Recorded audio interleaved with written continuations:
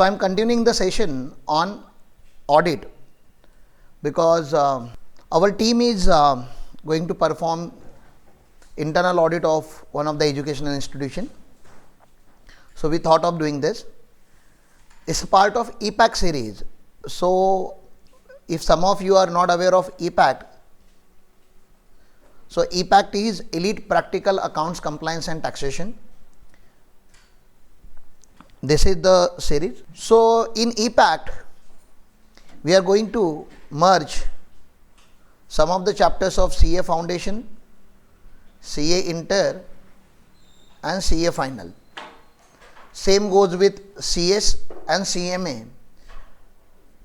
So EPAC is a very advanced course which merges different topics from different courses to make it more practical and more relevant. And that's the reason, irrespective whether you are doing CA, CS or CMA, or even some of our students are doing MBA, EPAC becomes relevant because we are teaching whatever is practically applicable in the industry. तो जो practical है हम वो करेंगे, and because we know what is practical, so please do not ask me, sir, ये chapter number 16 आप पढ़ा रहे हो, then where is chapter number 1 to 15, because randomly we are picking the chapters from different book. The study material and all will be available as a backend. This is the CA Institute का CA Final का module. So it's easily downloadable. People who know how to download, they can download. People who don't know how to download, they can comment, and my team will share the modules with you. Will share the study mat with you. So so let's start the EPAC module and internal audit. So why do we call it internal audit? Why not external audit? Obviously because this is done by the internal team, not by the external team. So statutory audit, tax audit, compliance audit, due diligence, all these audits are usually done by the external auditor. Internal auditor is appointed by the management because keeping the review system alive is the responsibility of management. So whenever we say any big organization will always have certain risk. कोई ना कोई उसको risk होता है. You know that. Banking में risk है, हर manufacturing में risk है, infrastructure. Every company have certain inherent risk. और वो risk को control करने के लिए उन्होंने हमेशा एक IC develop किया होता है. That is internal control system. Every organization will have some internal control system to mitigate the inherent risk of the business. तो हर ऑर्गेनाइजेशन में हमें सोचना पड़ता है कि यहाँ पे गलत क्या हो सकता है, क्या क्या गलत हो सकता है, और वो जो गलत हो सकता है उसको कंट्रोल करने के लिए मैनेजमेंट ने कुछ एक सिस्टम बनाए होते हैं, उसको हम इंटरनल कंट्रोल सिस्टम बोलते हैं. Now whether the internal control system is effective and efficient, ये चेक करने के लिए मैनेजमेंट की रिस्पॉन्सिबिलिटी है. मैनेजमेंट शुड चेक जो भी सिस्टम्स उन्होंने बनाए whether it is implemented properly और नॉट. और इम्प्लीमेंट करने के बाद जो एक ऑर्गेनाइजेशन का एक एजेंडा होता है, ऑब्जेक्टिव होता है, गोल होता है, whether that particular objective of the organisation will be achieved by following this internal control system. तो कोई भी ऑब्जेक्टिव हो सकता है. It can be revenue target कि हमें 100 करोड़ की एंटिटी बननी है, 1000 करोड़ की एंटिटी बननी है, we wanted to reach to this many markets, we wanted to serve these many customers, we wanted to become one of the best organization in India or in the globe. So every organization will have some kind of goal, some kind of objective. वो objective achieve करने के लिए उन्होंने systems बनाए होते हैं. Now whether the system is enabling them to achieve that objective or not, वो हमें check करना पड़ता है. तो ये मैनेजमेंट का काम है, ये ऑडिटर का काम नहीं है. ये मैनेजमेंट का काम है कि वो अपने ऑब्जेक्टिव को अटेन करे, वो अपने ऑब्जेक्टिव को अचीव करे by having some internal control system. अब फिर ऑडिटर रखने की क्या जरूरत है साहब? तो मैनेजमेंट जो होता है ना, इस they are very busy people. You know that management people are very busy people. Apart from that they may not be the technically sound people. Technically sound mean they may not be expert of income tax, they may not be expert of GST, they may not be expert of information technology, they may not be expert of labor policies. तो auditor से आप, management से आप हर चीज़ का expertise expect नहीं कर सकते हो. So what management will do, management will hire a professional who is expert of particular field. तो अगर उनको आईटी ऑडिट कराना है तो ऑब्वियसली उनके अगर आईटी इंफ्रास्ट्रक्चर का, इंफॉर्मेशन टेक्नोलॉजी इंफ्रास्ट्रक्चर का ऑडिट करना है तो they might go for some IT system auditor, right? जरूरी नहीं कि वो चार्टर्ड अकाउंटेंट के पास है, हाँ, लेकिन income tax, GST, TDS, financial statement, accounting system, अगर इनका ऑडिट करना है तो they will prefer chartered accountant. अगर उन्होंने laws and rules and regulations का, कंपनी एक्ट का स्पेसिफिकली ऑडिट करना है, the right candidate would be company secretary, तो they will go for company secretary. अगर उनको अपने कॉस्ट रिकॉर्ड चेक कराने या कॉस्टिंग सिस्टम के ऊपर अगर बात करनी है, then the right candidate would be cost accountant.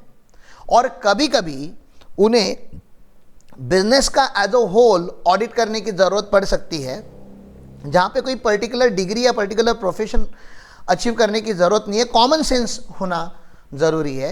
And they may hire even unqualified person for conducting internal audit, क्योंकि इंटरनल ऑडिट करने का कोई स्पेसिफिक क्वालिफिकेशन नहीं होता, because you are doing it on the behalf of the management. तो management का game है, तो मैनेजमेंट उसके रूल डिफाइन करेगा। Now external auditor will report to government agencies, to stakeholder, तो गवर्नमेंट उसका स्कोप डिफाइन करता है। Internal audit will report to the management, तो उसका रिपोर्ट का फॉर्मेट, रिपोर्ट का स्ट्रक्चर, रिपोर्ट का timeline, everything including scope of audit is defined by the management.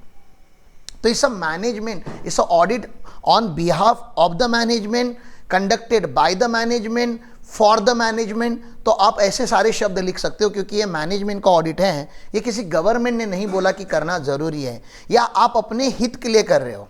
समझ में आ रहा है? This is for your own benefit. Internal audit is to verify your internal control systems, and जितना ज़्यादा system का आप रिव्यू करोगे, जितना ज़्यादा रिव्यू करोगे उतना आपको पता चलेगा कि सिस्टम में कमियां कहाँ पे है। तो this is a review system, this is the review system of your internal control system, that's internal audit. I guess background ठीक है, इतने बैकग्राउंड के साथ हम लोग थोड़े थे। तो I am not going to cover every line by line aspect of the chapter, क्योंकि मुझे आज के दिन में ये खत्म करना है, and then I wanted to start tomorrow with a topic of audit of educational institution and audit of hospitals then, क्योंकि वो दोनों का आप करने जा रहे हो तो आपको वो पता होना चाहिए। बट बिकॉज इंटरनल ऑडिट क्या है, थोड़ा बहुत तो आपको नॉलेज होना चाहिए। आप देखो कि क्या है, मतलब आप जो करते हो उसमें और इसमें कितना फ़र्क है। This is the expectation and this is a very high level expectation from you guys. तो ये मैं बताता हूँ ना कि हमेशा गेयर शिफ्ट करो। अभी आप जो करते थे वो मत किया करो। आप बेसिक सा काम चेकिंग करके आते हो, that's not internal audit, that's a basic vouching verification of fix asset and जो आप अकाउंटिंग सिस्टम आप चेक करते हो।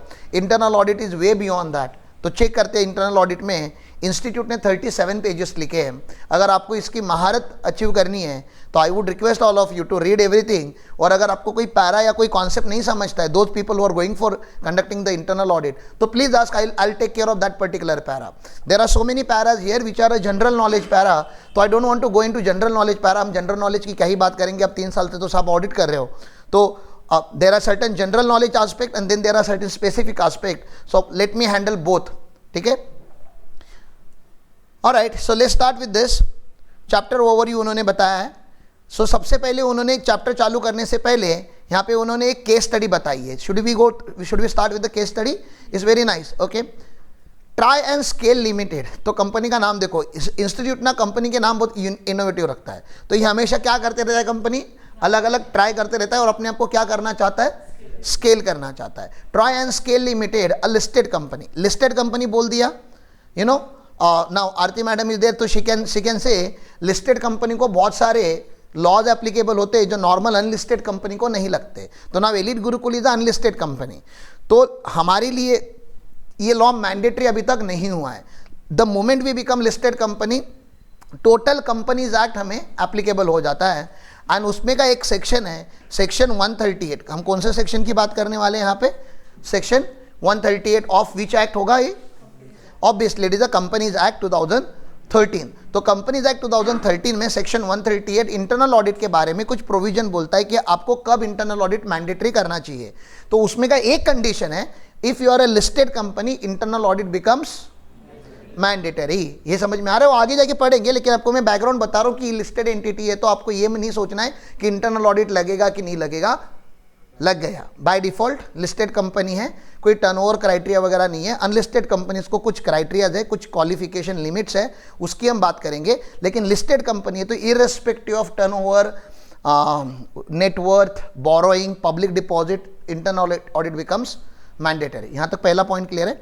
So Try and Scale Limited, a listed company, has advertised for the post of chief internal auditor.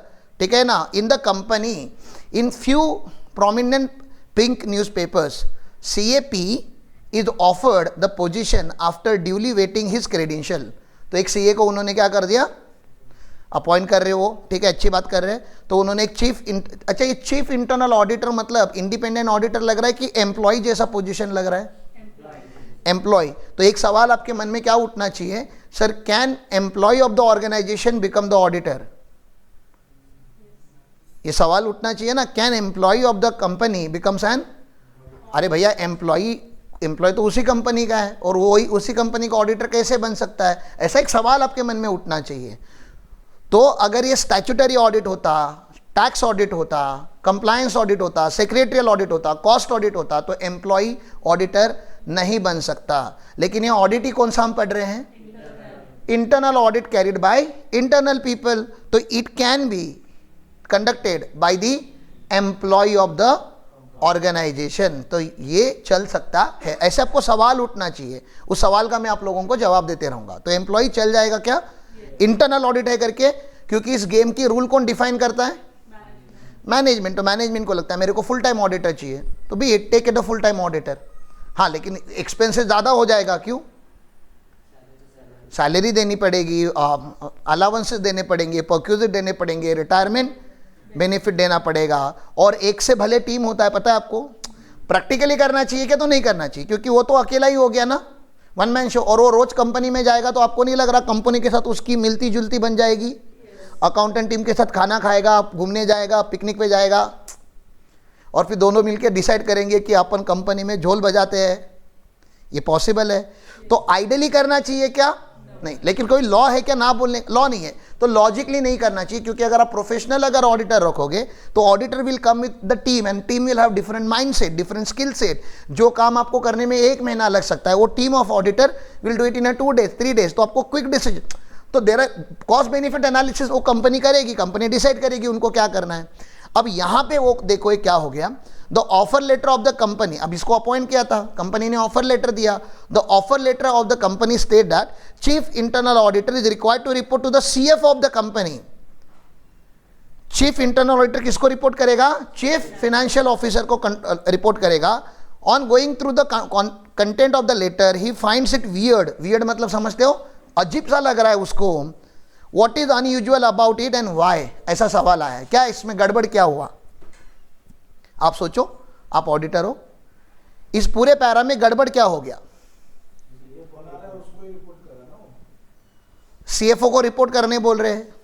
CFO कौन होता है company का? Chief financial officer. मतलब पूरा फाइनेंशियल कंट्रोल किसके पास होता है? CFO के पास होता है. पूरा कैश फ्लो किसके पास होता है? CFO. और बाकी पूरी अकाउंटिंग टीम किसके पास होती है? किसको रिपोर्ट करती है? मतलब जो झोल करने वाले हैं, झोल नहीं बोल सकते, जिनका ऑडिट होने वाला है उनको ही रिपोर्ट कर रहे हो. तो अगर कल अगर उसके टीम का कुछ लूपहोल निकला तो रिपोर्ट किसको करेगा? CFO को. CFO क्या बोलेगा? अगर तूने रिपोर्ट में ये डाला तो तेरे हाथ पांव तोड़ दूंगा, या तेरे को जॉब से, या तेरा प्रमोशन रोक दूंगा. कुछ इन्फ्लुएंस कर सकता है ना, क्योंकि वो उसका बॉस है. अरे तुम जिसका ऑडिट करने जा रहे हो, तुम्हारा अगर बॉस होगा तो तुम्हारे पास इंडिपेंडेंस रहेगा क्या? कंपनी का एम्प्लॉय होना ठीक था, आप उस बॉस को रिपोर्ट कर रहे हो, आप जिसका ऑडिट करने जा रहे हो, इसलिए ये वियर्ड है. तो यहां पे उन्होंने फिर नीचे पूरा आंसर लिखा है कि भैया since the internal audit is the independent function. भले क्या है वो एम्प्लॉय, लेकिन फंक्शन कैसा है उसका?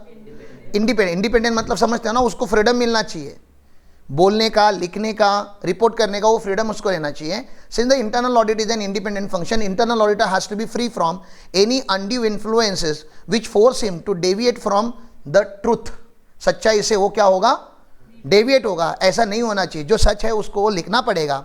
Also the internal auditor has to resist any undue pressure और interference in establishing the scope of assignment or the manner in which these are conducted or reported. In case these deviate from the set objective, the independence of the internal auditor within the company plays a large part in establishing his independence.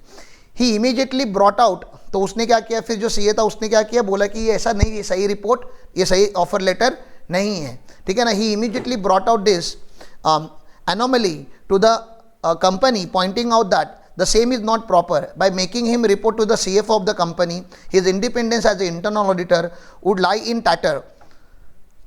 It was also pointed by him that to ensure independence of the internal audit function, it should be the position outside functions which are subject to the internal audit. तो वही बता रहा है ना कि internal audit कैसा होना चाहिए, आउटसाइड फंक्शन होना चाहिए. जिस सब्जेक्ट मैटर क्या है, जिस सिस्टम का आप ऑडिट करने वाले हो, आप उस सिस्टम का पार्ट नहीं होने चाहिए, आप एक आउटसाइड होने चाहिए थे, आप एक आउटसाइड एजेंसी होने चाहिए थे. तो that is example finance and account. And his reporting should lie directly to the audit committee. तो लिस्टेड कंपनी में क्या होता है, एक ऑडिट कमेटी होती है, इंडिपेंडेंट कमेटी होती है, बोर्ड उसको अपॉइंट करता है ऑडिट कमेटी को. Beside the offer letter also hinted at his role as a system automation and process reengineering of the company. तो अभी आपको पता ही है, कंपनी आपको जॉब दे रही है तो बोलते हैं कि आप एक काम करो, इंटरनल ऑडिट के साथ साथ सिस्टम ऑटोमेशन भी कर लेना और प्रोसेस को री इंजीनियर भी कर देना. उसका ये एक्सपर्ट है क्या? नहीं, ये उसके एक्सपर्टीज में नहीं आता. और आप अगर उसको 2-3 काम और दे दोगे तो उसका जो मेन काम जिसके लिए वो आपने उसको अपॉइंट किया वो हो पाएगा क्या? नहीं. तो you can not expect everything from the auditor ना यार. तो हमारे साथ भी क्या होता है, हम एज अ ऑडिटर जाते हैं तो लोग बोलते हैं कि आप ये भी कर लो, आप वो भी कर लो, आप वो भी कर लो. तो we have to define the scope of audit in very detail manner. Sir ये मेरी रिस्पॉन्सिबिलिटी, इतना मैं कर पाऊंगा, इसका मेरी इतनी फी होती है, ठीक है. Assuming the propose roles in above areas can also mar his independence. He was confused. System automation and process re-engineering are in the nature of operational responsibilities. How he can accept the responsibilities in this regard? Considering the above, he thought it would be worthwhile to give the caveat to the company that he would not be in the position to assume the accountability of this area. तो उसने बोला भाई मैं इन दोनों area की क्या नहीं ले सकता, रिस्पॉन्सिबिलिटी नहीं ले सकता, इनको आप हटा दो मेरे इसमें से, मेरे लेटर में से. It was also made clear that he would not be able to take operational decision in these areas which may be subject to internal audit later on. तो वो खुद ही डिसीजन लेगा और बाद में जाके खुद ही क्या करेगा, ऑडिट करेगा. तो अपने डिसीजन को तो राइट ही बोलेगा वो, right. He would be able to accept only limited operational role, that too in a short duration. The company gave a nod. Nod मतलब क्या, हाँ करना बोलते हैं उसको, nod देना. Company gave a nod to both the issues flagged by him and position was accepted. After accepting the appointment, he adopted a risk-based approach. क्या इसने कौन सा अप्रोच फॉलो किया? हाँ, तो ये अप्रोच को आपको ध्यान देना है. कौन सा अप्रोच होता है इंटरनल ऑडिट का? Risk based. तो आप मुझे बताओ, आप किसी भी एंटिटी का इंटरनल ऑडिट या ऑडिट करने जा रहे हो, हाई रिस्क एरियाज को पहले कवर करोगे कि लो रिस्क एरिया को पहले कवर करोगे? High risk. उनके कैश बैलेंस में 238 रुपये है, जाके चेक करोगे? नहीं. लेकिन अगर लैक्स में है तो कैश बैलेंस शीट में दिख रहा है आपको, कैश लैक्स में है, तो हाई रिस्क एरिया है कि नहीं कैश? इतना कैश का बैलेंस क्यों रखना चाहिए? तो आप कैश को करो. आप वहाँ पे जाके अगर फर्नीचर काउंट करना चालू करोगे तो कैसे चलेगा? नहीं, फर्नीचर भी काउंट होना चाहिए, लेकिन अभी यू हैव टू डिफाइन कि हाई रिस्क एरियाज आपको प्रायोरिटी वाइज लगाना पड़ेगा कि कहाँ पे रिस्क ज़्यादा है. समझ में आ रहा है आपको? ओके. तो he adopted a high risk based approach for identifying important audit areas. The company's operations were, ये क्या है, myriad and diversified. चलो ठीक है, कुछ उन्होंने करके रखा diversified. It made sense to him to adopt a system and process focus approach in conducting audit procedure. Such approach would go a long way in error prevention. तो उसका intention क्या था? एरर को प्रिवेंट करना है कि system में कुछ गड़बड़ होगी तो वो गड़बड़ नहीं होनी चाहिए. हम ऑडिट चोर पकड़ने के लिए नहीं कर रहे, हम ऑडिट इसलिए करें कि सिस्टम इतना इंप्रूव हो जाए कि इसमें अगर कुछ गलती होने वाली होगी तो वो गलती नहीं होनी चाहिए. His focus remain on preventing errors at a first place. तो हमेशा उसका फोकस क्या रहा कि गलती होनी ही नहीं चाहिए. गलती होने के बाद मैं पकड़ूंगा और अपना नाम बड़ा करके लूँगा, दैट्स नॉट अ थिंग. आप सिस्टम ही ऐसा डिज़ाइन करो कि जहाँ पे गलतियाँ ही ना हो या प्रिवेंट हो जाए. Such approach strengthen the company's internal system leading to improvement in governance mechanism. तो गवर्नेंस, तो यहाँ पे ये सारे वर्ड आ गए हैं. तो ये केस स्टडी से आपको क्या समझ में आता है कि इंटरनल ऑडिट एक मैनेजमेंट का सिस्टम है वो इंटरनल सिस्टम्स का ऑडिट करता है, इसलिए नहीं करता कि वो गलतियां निकाले, सिस्टम की डेफिशिएंसी निकाले, वो निकाली जाती है, लेकिन पर्पज़ वो नहीं है। आपका एक बहुत इंपॉर्टेंट कॉलम होता है ऑडिट रिपोर्ट में, which is the recommendation. Recommendation column क्या बताता है कि भैया ये गलत हो रहा है, अगर आप इसको इस तरीके से करोगे तो आपका सिस्टम इंप्रूव होगा, और अगर सिस्टम इंप्रूव होगा तो नेक्स्ट टाइम वो गलतियाँ ही नहीं होगी। ये इंटरनल ऑडिट का एक मेन फंक्शन होता है। Can we go ahead with this case study? समझ में आ रहा है थोड़ा बैकग्राउंड? बाकी आपने तो ऑडिट किया है, रिपोर्ट बनाया, तो आपको पता ही है कि हम क्या करते हैं, but still this is how you should understand the wordings. ठीक है, चलो इंटरनल ऑडिट। अब इंटरनल ऑडिट करने की क्या जरूरत है सर? यहां पे उन्होंने और बोला है, ठीक है, the operations of many modern organisation have become complex and high volume transaction. समझ में आ रहा है? इसके पहले इंटरनल ऑडिट का इतना रिलेवेंस नहीं था, 25 साल पहले इंटरनल ऑडिट इतना फेमस नहीं था। क्यों नहीं था? स्टैट्यूटरी ऑडिट हमेशा फेमस था, क्योंकि वो तो लॉ बोलता है। इंटरनल ऑडिट लॉ नहीं बोलता, फिर भी लोग करते, क्योंकि अभी ट्रांजैक्शंस कैसे हो चुके हैं, एक तो कॉम्प्लेक्स इन नेचर एंड दूसरा हाई वॉल्यूम बेस्ड, तो volume of the transaction is very high. ठीक है ना? आप लोग जरा इस साइड आएंगे क्या? मैं अगेन क्रॉस होकर बात करना पड़ रहा है मुझे, कैमरा के पीछे आ जाओगे तो अच्छा हो जाएगा। और आप लोगों का कोई सवाल होगा तो पूछा करो please. Always ask, have an habit of asking question, because that will keep you alert. जरूरी नहीं कि मैं जो पढ़ा रहा हूं उसी के रिलेटेड ही क्वेश्चन होना चाहिए, it can be any question. ठीक है, और उन्होंने क्या बोला, इंटरनल ऑडिट की क्या जरूरत है? एक तो उन्होंने बोला कि कॉम्प्लेक्स ट्रांजैक्शंस है, हाई वॉल्यूम ट्रांजैक्शंस है। दूसरा, बिजनेस अभी एक पुराने ज़माने में बिजनेस एक ही लोकेशन से हुआ करता था, अब बिजनेस क्या हो रहा है, मल्टीपल लोकेशन से किया जा रहा है। इंक्रीजिंग डिपेंडेंसी ऑन टेक्नोलॉजी, और आप लोग मैक्सिमम क्या हो रहे हो, टेक्नोलॉजिकली डिपेंडेंट हो रहे हो। टेक्नोलॉजी दो धारी तलवार है। टेक्नोलॉजी में अगर कुछ आपने झोल किया तो बहुत बड़े लेवल का स्कैम हो सकता है। जैसे एक बैंक ने क्या किया था, एक बैंक में एक केस स्टडी पढ़ाया जाता है सीए स्टूडेंट को, कि एक बैंक में इंटरेस्ट कैलकुलेट जो होता है ना, सेविंग बैंक अकाउंट और फिक्स डिपॉजिट अकाउंट पे, सेविंग बैंक अकाउंट और फिक्स डिपॉजिट अकाउंट पे इंटरेस्ट कैलकुलेट होता है, राइट? तो इंटरेस्ट समझो, किसी के अकाउंट पे इंटरेस्ट कैलकुलेट हुआ 19,280.19 पैसा, ऐसा इंटरेस्ट कैलकुलेट हुआ किसी के एक सेविंग बैंक अकाउंट पे या एफडी अकाउंट पे, ये इंटरेस्ट अमाउंट है। तो उसके बैंक अकाउंट में एक्चुअली कितना क्रेडिट हो रहा था, 19,280 ही क्रेडिट हो रहा था। तो कितना क्रेडिट नहीं हुआ, 0.19 पैसा क्रेडिट नहीं हुआ। अब 0.19 पैसा के लिए आप बैंक के साथ जाके झगड़ा करोगे क्या? अरे मेरा 19 पैसा दो करके, आप नहीं करोगे। बहुत सारे लोग तो कैलकुलेट भी नहीं करते। आपने कभी कैलकुलेट किया जिंदगी में कि आपका जो इंटरेस्ट आपके बैंक में आया है वो राइट भी है कि गलत है? नोबडी डज दैट, तो फॉरगेट अबाउट डूइंग इट। ठीक है ना? जो कंपनी ने किया भी होगा बड़े बड़े, वो भी पैसा को लेके सीरियस नहीं थे। तो ये बैंक क्या करती थी, इसने या इस बैंक के सिस्टम ऑडिटर ने या सिस्टम जिसने डिज़ाइन किया था, एक अकाउंट बनाया था सिस्टम में, और ये जो 19 पैसा होता है ना, वो एक अकाउंट में पार्क होता था। समझ रहा है? तो ये बैंक तो इंटरेस्ट पूरा ही देता है, बैंक तो पैसे पैसे में इंटरेस्ट देता है, तो कंप्यूट होता था। लेकिन ये वाला इंटरेस्ट जो है ना 19 पैसे वाला, वो एक सेपरेट एक अकाउंट में जाता था, जो एक सिस्टम डिज़ाइन जिसने किया है, मतलब एक पर्सन ने नहीं, जिन्होंने ये सिस्टम बनाया है, वो एक अकाउंट में जाता था, और वो पैसा वहाँ से वो लोग अपने लिए यूज़ करते थे। मतलब एक नया अकाउंट, एक नया सेविंग अकाउंट है ऐसा कुछ, तो उस अकाउंट में वो पैसे जाके जमा होते थे। जब ये इन्वेस्टिगेट किया गया तो this fraud was of crores of rupees and so many years they have done it. क्योंकि बैंक में एक अकाउंट नहीं होता ना, लाखों अकाउंट होते हैं, 10-10 लाख 15-15 लाख अकाउंट होते हैं। सबका अगर आप 50 पैसा 80 पैसा 19 पैसा अगर आप सबका कंप्यूट करोगे और हर महीने कंप्यूट करोगे तो एक बहुत बड़ी अमाउंट बन जाती है।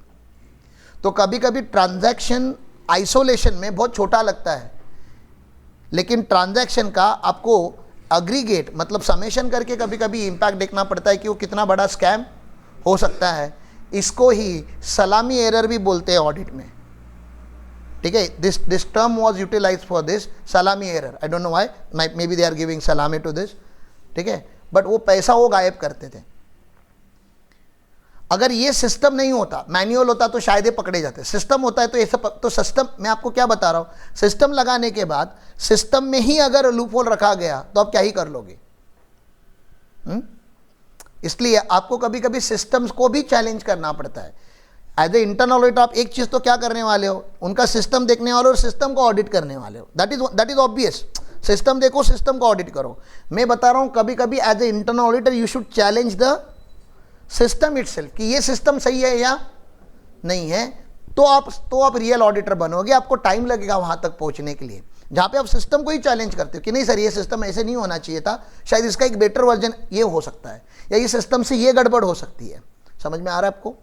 तो दिस इज वाई तो अभी क्या हो गया, इतना सब बिजनेस बढ़ने की वजह से डेलीगेशन ऑफ अथॉरिटीज हो चुका है एंड डिसेंट्रलाइजेशन ऑफ एक्टिविटीज हो चुका है। तो जब डेलीगेशन करते हो, आप किसी को पावर देते हो, तो पावर का क्या हो सकता है, मिसयूज हो सकता है कि नहीं? डेलीगेट तो करना ही पड़ेगा, नहीं तो स्केल नहीं कर पाओगे। स्केल करना है तो डेलीगेट करना पड़ेगा। अब डेलीगेट करोगे तो जिसको आपने डेलीगेट किया वो मिसयूज कर सकता है अपनी अथॉरिटी को, अपनी पावर को। इसलिए सिस्टम होना बहुत जरूरी है। तो delegation without system is a dangerous activity. मैंने क्या बोला? डेलीगेशन मतलब समझते हो ना हम, ये तो अभी नॉर्मल वर्ड हो गया ईलिट गुरुकुल में, that we always delegate the powers. Delegation without system is a dangerous thing. तो आप डेलीगेट करना चाहते हो तो पहले आपको क्या बिल्ड करना पड़ेगा? सिस्टम्स बिल्ड करने पड़ेंगे। इफ यू हैव सिस्टम तो ही आप डेलीगेट करो। अगर आपके सिस्टम्स नहीं है तो आप डेलीगेट ना ही करो, क्योंकि डेलीगेट करोगे तो वहाँ पे कुछ ना कुछ कांड होने वाला है। तो अभी सिस्टम है और डेलीगेशन हो चुका है। अब एक बार जाके उसको हमेशा मंथली बेसिस पे, क्वार्टरली बेसिस पे रिव्यू करो। एसटी में सिस्टम है या रेलवे में सिस्टम है कि आप टिकट लोगे और ट्रैवल करोगे, ये क्या हो गया? सिस्टम हो गया। लेकिन फिर भी टीसी रखा जाता है, क्यों? रिव्यू करने के लिए। वैसे ही एयरलाइंस में सिस्टम है ना, बिना टिकट के आप अंदर जा ही नहीं सकते। बिना टिकट के you can not inter into the aircraft. लेकिन फिर भी कितनी बार चेक करते हो? कम से कम 3 से 4 बार चेक किया जाता है। पहले गेट पे चेक करेंगे, फिर वो जहाँ से बोर्डिंग होने वाला है वहाँ पे चेक करेंगे, फिर बोर्डिंग में फ्लाइट में इंटर करने के पहले चेक करेंगे। हर बार वो चेक करते हैं। कम से कम इंडिया में 3 से 4 बार चेकिंग होता है आपको एयरक्राफ्ट में बैठने देने से पहले। Though they have the best system, airports are having best passenger management system, फिर भी मैनुअल चेक किया जाता है क्योंकि कुछ गड़बड़ ना हो। गड़बड़ हो जाएगी तो बहुत महंगा हो जाएगा। किसी को चेन्नई जाना था, कोई दिल्ली पहुंच गया तो कितना पेनफुल होगा, ठीक है ना? वो तो बोलेगा मुझे तो पता नहीं, मैं तो ये गेट नंबर 12 पे खड़ा था और आपने गेट नंबर 13 वाला ओपन कर दिया। मैं गेट नंबर, क्योंकि वो गेट ऐसे आजू बाजू में होते हैं। 12 वाला फ्लाइट चेन्नई जाने वाला था, 13 वाला फ्लाइट दिल्ली जाने वाला था, वो 13 वाले गेट से नहीं जाके 12 वाले गेट से चला गया। फ्लाइट पे किधर जैसा एसटी पे लिखा होता वैसा लिखा नहीं होता। अरे तुम समझ रहे हो? बैठने के बाद वो अनाउंस कर रहे, हाँ जी हम चल रहे दिल्ली चल रहे। वो बोला नहीं मेरे को तो चेन्नई जाने का, फ्लाइट उतारो। हाँ रुको, तो ऐसा नहीं कर सकते ना, क्योंकि वहाँ पे रिस्क ज़्यादा है, इसलिए वहाँ पे सिस्टम्स ज़्यादा है और सिस्टम का हमेशा रिव्यू होते रहता है, ठीक है? या तो this is how the whole system they have written. अब इन्होंने यहाँ पे कुछ बातें लिखी गई है। Consequently, key stakeholder including board of director, top management, shareholder, lenders, investors, government are concerned with the propriety of day-to-day operations affairs in the organization. Proprietary मतलब क्यों किया आपने ये, ठीक है ना? प्रोप्राइटरी का मतलब क्या होता है? क्यों किया। जैसे एक प्रोप्राइटरी का आपको एग्जांपल देता हूं मैं। जब आप गवर्नमेंट के ऑर्गेनाइजेशन लाइक NHAI का अगर आप ऑडिट करोगे, NHAI क्या बनता है? National highway authority of India. तो क्या बनाता है? हाईवे बनाता है। तो हाईवे बनाता है तो रोड का ऑडिट करने जाओगे, रोड का ऑडिट कर रहे हो आप। रोड का ऑडिट कैसे करोगे? अरे किसी कंपनी ने, किसी कॉन्ट्रैक्टर ने रोड बनाया है, रोड का ऑडिट कैसे करोगे? नंबर ट्री यही करता है। मैंने ज़िंदगी भर यही सब किया है जब तक नंबर ट्री में था। कैसे करोगे? पहले स्टैंडर्ड चेक करोगे। स्टैंडर्ड होता है एक कॉन्ट्रैक्ट में, स्टैंडर्ड लेके जाते हैं कि कितना सीमेंट यूज़ करना चाहिए, कितना ब्रिक्स यूज करना चाहिए, कितना रॉड यूज़ करना चाहिए, सब कुछ लिखा होता है। तो स्टैंडर्ड क्वांटिटी होगी और आप क्या देखोगे फिर? Actual quantity. अगर उन्होंने बोला रोड का थिकनेस 6 इंच होना चाहिए तो एक्चुअल थिकनेस भी कितना होना चाहिए? 6 इंच। फिर उन्होंने बोला विड्थ इतना होना चाहिए, लेंथ इतना होना चाहिए। तो यू विल चेक दिस ना। तो इसको तो आप बोलते हैं कि भैया ये नॉर्मल ऑडिट किया आपने। जब आप किसी भी गवर्नमेंट एंटिटी का ऑडिट करते हो तो प्रोप्राइटरी एलिमेंट चेक करना मतलब क्या करना कि यहां पे रोड होना चाहिए था क्या। आपने ऐसे रिवर पे डैम बनाया है जिस रिवर में पिछले 15 साल से पानी नहीं आया।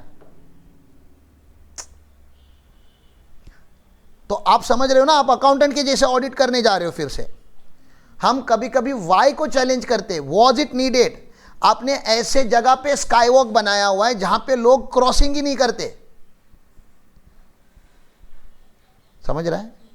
दैट्स वाई कि यहां पे डैम होना चाहिए था क्या, यहां पे पब्लिक का स्काईवॉक होना चाहिए था क्या, यहां पे ये रोड होनी चाहिए थी क्या। वाई चैलेंज जहां पे करते उसको प्रोप्राइटरी ऑडिट बोलते हैं। प्रोप्राइटरी मतलब अगर आप ओनर होते, अगर आपके जेब से पैसे जाने होते तो क्या आप वो पैसा खर्चा करते? क्योंकि पैसा गवर्नमेंट का है तो पानी के जैसे लोग बहाते, आपको पता ही है। तो ऐसे रिवर पे डैम क्यों बनाया जहां पे पानी नहीं आता? कोई भी गवर्नमेंट का कॉन्ट्रैक्ट निकालोगे तो अभी सबको यही पता है, मैं क्या बोलूं, करप्शन बहुत ज़्यादा होता है। आप अगर 100 करोड़ का कॉन्ट्रैक्ट निकालोगे तो जो कॉन्ट्रैक्ट निकालने वाले लोग होते हैं 30-40 करोड़ तो उनके जेब में जाने हैं। तो वो तो चाहते हैं कि ज़्यादा कॉन्ट्रैक्ट निकले। तो प्रोप्राइटरी एलिमेंट को चैलेंज करना मतलब अगर आपके जेब से अगर वो 100 करोड़ जाते तो क्या आप वो काम कराते? ऐसा सोच के ऑडिटर वहां पे जाता है कि ये सच में ज़रूरत थी क्या इसकी, वॉज इट रियली नीडेड। तो उसको प्रोप्राइटरी ऑडिट भी बोला जाता है, which is the internal part of internal audit, सब पार्ट ऑफ इंटरनल ऑडिट, जहां पे हम वाई चैलेंज करते हैं, वॉज इट रियली नीडेड को चैलेंज करते हैं। ठीक है। And reliability of various financial and non financial information being recorded and reported. तो वो बोलता है कि देखो स्टैट्यूटरी ऑडिट तो फाइनेंशियल ऑडिट होता है, internal audit can be non financial. ठीक है, नॉन फाइनेंशियल भी हो सकता है। तो नॉन फाइनेंशियल का एग्जांपल दो, फाइनेंशियल का तो आप दे ही दोगे, वाउचिंग, वेरिफिकेशन, इनकम रिकॉर्डिंग, फी बरोबर रिकॉर्ड हो रहा है कि नहीं हो रहा है, अगर स्कूल है तो सैलरी प्रॉपर रिकॉर्ड हो रही है कि नहीं, that is financial. Non financial नहीं, depreciation is also financial. Stock audit could be non financial, yes, कि हमारा भाई उतना स्टॉक है कि नहीं है। देन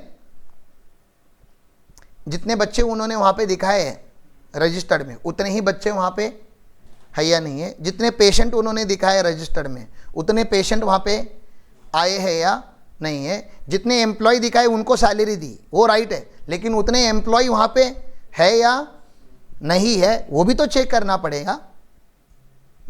फिजिकल एसेट वेरिफिकेशन भी तो करना पड़ेगा, right. So financial, non-financial information being recorded and reported to the stakeholder. Accordingly, stakeholder get internal audit conducted to obtain the report on deficiency. देखो ये बहुत इंपॉर्टेंट टर्म है। क्यों किया जाता है? ये टू के आगे समझ में आता है ना, टू एक ऐसा वर्ड है जिसके सामने ऑब्जेक्ट लिखा जाता है हमेशा कि क्यों किया जाता है, दैट इज ऑब्जेक्ट। तो आप यहाँ पे क्यों आए हो सुबह सुबह? टू लर्न, टू से चालू होगा ना, तो टू लर्न इंटरनल ऑडिट, समझ में आ रहा है? तो to obtain report on what, किस चीज का रिपोर्ट आपको देना होता है? Report on what? डेफिशिएंसी, किस चीज की डेफिशिएंसी? डेफिशिएंसी तो वर्ड समझ में आता है ना, कमी है, किस चीज में कमी है?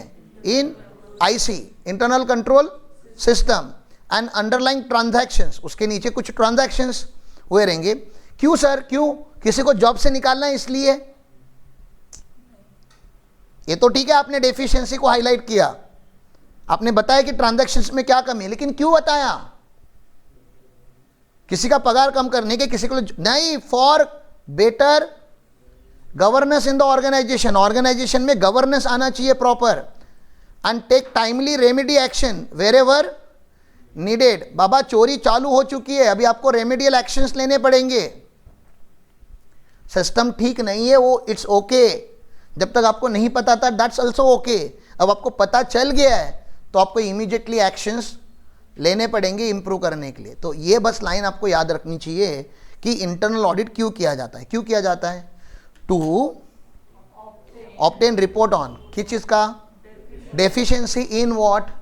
Internal control system and underlying transaction. Internal control system और जो भी ट्रांजैक्शन ऑर्गेनाइजेशन में हो रहे हैं उन ट्रांजैक्शन का आप डेफिशिएंसी चेक करोगे कि ये परफेक्ट नहीं हो रहा है, तो there is always scope for improvement. यहां तक क्लियर है? अब क्यों कर रहे हो, ये क्यों कर रहे हो आप, डेफिशिएंसी क्यों निकाल रहे हो, किसी के सिस्टम की कमियां क्यों निकाल रहे हो? ताकि कंपनी में क्या आ जाए, बेटर गवर्नेंस आ जाए। और अगर कुछ अगर गलत हो रहा होगा तो रेमेडी मतलब समझते हो ना, रेमेडियल मतलब सॉल्यूशन। कोई प्रॉब्लम है तो उसका, कोई डेफिशिएंसी तो उसका क्या होगा, सॉल्यूशन। तो हमारा ऑडिट रिपोर्ट भी वैसे ही होना चाहिए ना, रेमेडियल एक्शन। आप हमें मतलब जो महताब सर ने हमें सिखाया है कि प्रॉब्लम ढूंढने मत जाओ, प्रॉब्लम तो हर जगह है, क्या उस प्रॉब्लम का कोई सॉल्यूशन हो सकता है। तो आपके रिपोर्ट में प्रॉब्लम नहीं लिखा होना चाहिए, प्रॉब्लम तो ऑब्वियसली प्रॉब्लम लिखोगे, प्रॉब्लम को बहुत डिटेल नहीं करना चाहिए। डिटेलिंग किसके ऊपर करना चाहिए, सॉल्यूशन के ऊपर। प्रॉब्लम एक लाइन में लिखा होगा तो सॉल्यूशन को 5 लाइन में लिखना चाहिए। एंड दैट इज रिकमेंडेशन का कॉलम, जहां पे आप रिकमेंड करते हो कि सर सिस्टम को इस तरीके से इंप्रूव करना चाहिए। Now please have the understanding as the internal auditor, आपको क्या क्या चेक करना है। आप सोचो एक मैनेजमेंट है, उन्होंने एक ऑर्गेनाइजेशन बनाई, कुछ सिस्टम्स बनाए उनके माइंडसेट से। They are not expert of building system, लेकिन उनको जैसा लगा वैसे वो सिस्टम बनते गए, एक कस्टम बनते गए ऑर्गेनाइजेशन में। अब एज अ ऑडिटर आप वहां पे एंट्री कर रहे हो और आप देख रहे हो कि अच्छा ये ऑर्गेनाइजेशन है, यहाँ पे ये गड़बड़ हो सकती है अगर सिस्टम नहीं होगा तो। That is inherent risk, zero system. अगर किसी भी ऑर्गेनाइजेशन में जीरो सिस्टम होगा तो क्या गड़बड़ होगी बताओ। सब्जी वाला अगर रात को सब्जी का दुकान बंद करके नहीं ढक के नहीं जाएगा तो क्या हो सकता है, और जरूरी कि चोरी हो, दैट इज हो सकती है, और खराब हो सकता है, और एनिमल खा सकते हैं, और ऐसा सोचो, समझ में आ रहा है। तो उसके लिए क्या करना चाहिए, उसको अच्छे से ढक के जाना चाहिए। अच्छा सारी सब्जी हमको मिक्स करके ही बनानी है तो वो मिक्स करके ही देना आपको, किसको सेग्रीगेट करना चाहिए, सिस्टम बनाया ना उसने, वो एमबीए स्कूल में नहीं गया था सिस्टम बनाने के लिए। तो एक सब्जी वाले को भी पता है कि मुझे क्या बनाना, क्या रन करना है, सब्जी का दुकान भी अगर चलाना है तो एक सिस्टम के साथ चलाना है। तो बैंक में क्या क्या गड़बड़ हो सकती है, एक कोई बैंक है, क्या गड़बड़ हो सकती है बैंक में, बैंक है, बैंक में जीरो सिस्टम है। एक हमने बैंक चालू किया, एक किसी ने बैंक चालू किया, उसमें कोई सिस्टम नहीं है, क्या क्या गलत हो सकता है। हाँ, पैसे कोई भी आके मांगेगा, वो बैंक बिना चेक करके दे रहा है, उसके अकाउंट में है क्या नहीं है वो चेक नहीं कर रहा है, दे रहा है, सही है, बाद में चेक कर रहे हैं उसके लेजर में कितना है। तो आप अगर सिस्टम बनाते हैं बैंक का तो क्या बोलते हैं, पहले क्या होना चाहिए, ये पहले चेकिंग होना चाहिए कि पहले कैश डिस्बर्स होना चाहिए, पहले चेकिंग। तो कोई डिपॉजिट करने आया, बाहर सिक्योरिटी गार्ड बैठा है गेट पे, वो बता रहा है अरे आप कहाँ जा रहे हो, लाइन लगा रहे हो, आपका पहचान हो गया वो सिक्योरिटी गार्ड से, सिक्योरिटी गार्ड बता रहा है कि मेरे को दे दो मैं डिपॉजिट कर दूंगा, दोगे आप, क्यों नहीं, आप बता रहे हो, आपका नाम भी पता है उसको, अकाउंट भी पता है उसको, वो अपने पास रख सकता है। तो आप क्या करोगे, कैश है ना, बहुत इंपॉर्टेंट आइटम है ना, क्या करोगे आप, खुद डिपॉजिट करोगे, भले 1 घंटा लगेगा, क्यों, आपको समझ में आ रहा है, आपको उतनी बुद्धि है। फिर आप क्या लेके जाओगे, उसका डिपॉजिट किया उसका प्रूफ होना चाहिए आपके पास। कल पता चला आपके बैंक अकाउंट में क्रेडिट नहीं हो, क्योंकि इमीडिएटली वो एंट्री नहीं मारते बैंक अकाउंट में, कैश लेके रखते हैं, एंट्री मारने के लिए टाइम लगता है। तो आपके पास क्या प्रूफ है कि आपने बैंक में पैसे दिए, तो रेसिट होना, तो समझ में आ रहा है ना। फिर और क्या होना चाहिए, बैंक रात को बंद होना चाहिए कि नहीं, क्यों बंद होना चाहिए, शटर ओपन करके रख जाते ना, रोज बंद करेगा रोज खुलेगा, क्या मतलब है, खुला रहने दो। चलो ठीक है, तो वो ऐसा, वो एयरपोर्ट पे नहीं ऐसा रिबन बांधते हैं कि क्लोज, बैंक क्लोज, तो लोग रिबन काट के अंदर जा सकते हैं, तो रिबन से मजबूत होना चाहिए। तो ठीक है, कांच का गेट लगा देते हैं और उसको लॉक लगा देते हैं, कांच फोड़ देंगे, तो नॉर्मल शटर लगा देते हैं, जैसे नॉर्मल किराना स्टोर में होता है, एक ताला लगा देते हैं 20 रुपए का, ताला भी तोड़ा जा सकता है। तो स्ट्रांग होना चाहिए, बहुत स्ट्रांग होना चाहिए। कोई अलार्म सिस्टम होना चाहिए क्या, अलार्म सिस्टम होना चाहिए कि अलर्ट होना चाहिए, कोई एंट्री करता है, तुम लोग कैसे भी वो फार्म पे गए थे बिना मतलब के बाइक लगाए अलार्म हो गया, हाँ जबकि वहां पे बैंक भी नहीं है। तो अलार्म सिस्टम होना चाहिए, और बैंक के अंदर भी एक लॉकर होना चाहिए। तो एक तो नॉर्मल बैंक का एंट्री कर दिया किसी ने, उसके अंदर भी क्या होना चाहिए, वो लॉकर की चाबी एक ही पर्सन के पास होनी चाहिए, मिनिमम 2 लोगों के पास होनी चाहिए। क्योंकि अगर वो लॉकर, अगर एक बंदा खोल सकता है, उसको एक ही को अपने पावर दी, तो कभी भी जाके लॉकर खोलेगा, उस लॉकर के अंदर ज्वेलरी वगैरह लिखी होती है, पता चला आपकी मम्मी ने लोन अगेंस्ट गोल्ड लिया है, ठीक है ना, गोल्ड भरा भरोसे से बैंक को दे दिया है। हेलो, तुम समझने का ट्राई करो, बहुत भरोसे से बैंक को उसने अपना पूरा ज्वेलरी वो दिया हुआ है, और जो मैनेजर है बैंक का, उसको बहुत पैसे की ज़रूरत है, मैनेजर की बात कर रहा हूँ, और चाबी उसी के पास है। वो गया शाम को, लॉकर ओपन किया, क्योंकि उसको तो कोई कुछ बोलेगा नहीं, वो तो ऑथोराइज पर्सन है, सारा गोल्ड भरा गोनी में, और रातों रात फरार, दुबई वगैरह या पाकिस्तान वगैरह चले गया, बांग्लादेश वगैरह, पासपोर्ट वगैरह चेंज करके। अब आप ट्रेस नहीं कर पाओगे। मज़ा आ गया कि नहीं आपको?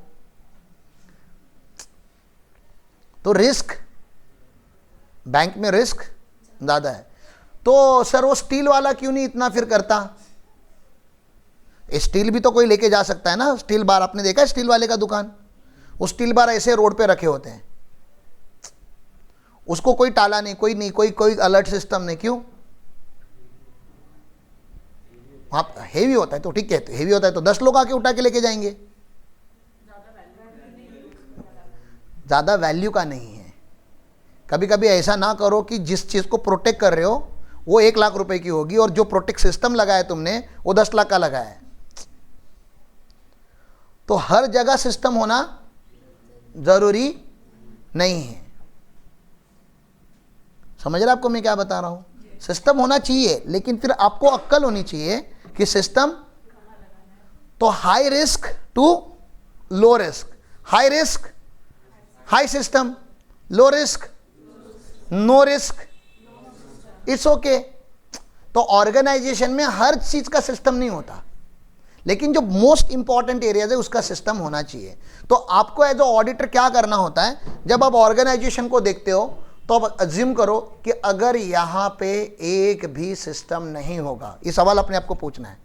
क्या सवाल पूछोगे अपने आप को? अगर यहां पे एक भी सिस्टम नहीं होता तो यहां पे क्या क्या गलत होता? नहीं लिखना पड़ेगा आपको। तो रिस्क 1, एम्प्लॉय कभी भी आते, एम्प्लॉय कभी भी जाते, कोई भी असेट उठाता, कोई भी लेके जाता, कोई भी कैश लाता, कोई भी जाता। शायद अगर एजुकेशनल इंस्टीट्यूशन है तो बच्चे शायद फी नहीं देते, शायद बच्चे एग्जाम नहीं देते, कोई भी पास अपना रिजल्ट खुद डिक्लेयर कर देता। तो क्या क्या गलत हो सकता है, उस रिस्क को आपको high priority to low priority रखना पड़ता है। फिर उस रिस्क को कंट्रोल करने के लिए क्या पॉसिबल सिस्टम हो सकते हैं। तो हर कॉलेज या कोई हर इंस्टीट्यूशन को एक गेट होता है, देखा है आपने? गेट पे सिक्योरिटी गार्ड होता है। सिक्योरिटी गार्ड हमेशा क्या बोलता है? आईडी होगा तो ही अंदर, क्योंकि अनऑथोराइज स्टूडेंट को हम कॉलेज के अंदर एंट्री नहीं देना चाहते। ये क्या बनाया उन्होंने? एक सिस्टम बनाया। फिर उन्होंने बोला लिविंग सर्टिफिकेट करके एक डॉक्यूमेंट लाते हैं, है कुछ नहीं, कुछ काम की डॉक्यूमेंट है नहीं, लेकिन अगर लिविंग सर्टिफिकेट करके अगर डॉक्यूमेंट नहीं लाते ये लोग अस्तित्व में, तो बच्चे क्या नहीं भरते? फी नहीं भरते, और फी नहीं भरते तो कॉलेज का बड़ा लॉस होता। तो कॉलेज ने एक डॉक्यूमेंट लाया जिसका कोई लाइफ में यूज़ नहीं है। तुम्हारे एलसी का क्या यूज़ होगा? मेरे एलसी का, मेरे स्कूल के एलसी का मुझे आज क्या यूज़ होने वाला है? कुछ नहीं। लेकिन आप जब स्कूल कॉलेज में रहते हो तो आपको कितना इंपॉर्टेंट डॉक्यूमेंट लगता है। कहीं पे भी जाओगे तो क्या पूछते हैं? एलसी है क्या? जबकि है कुछ नहीं है, वो कोई लाइसेंस नहीं है, आपका वो वीज़ा नहीं है, वो पासपोर्ट नहीं है, वो कुछ भी नहीं है, वो आधार कार्ड भी नहीं है, राशन कार्ड भी नहीं है, आपको 5 रुपये का राशन भी नहीं मिलने वाला। लेकिन that document, they have created perception of the document कि ये डॉक्यूमेंट बहुत इंपॉर्टेंट है, बहुत ज़रूरी है। और आपके पास क्योंकि एलसी, आपको पता है कि एलसी विड्रॉ करना है अगर कॉलेज से, तो आपको सारा पहले वो सारे एग्जाम देने पड़ेंगे, पेपर सबमिट करने पड़ेंगे, लाइब्रेरी से बुक लेकर गए रहोगे तो बुक रिटर्न करने पड़ेंगे, पेंडिंग फ़ी देनी पड़ेगी, कुछ अगर आपने तोड़फोड़ की होगी कॉलेज में, आपके अगेंस्ट अगर कोई कंप्लेंट हुई रहेगी तो उसकी पेनाल्टी आपको देनी पड़ेगी।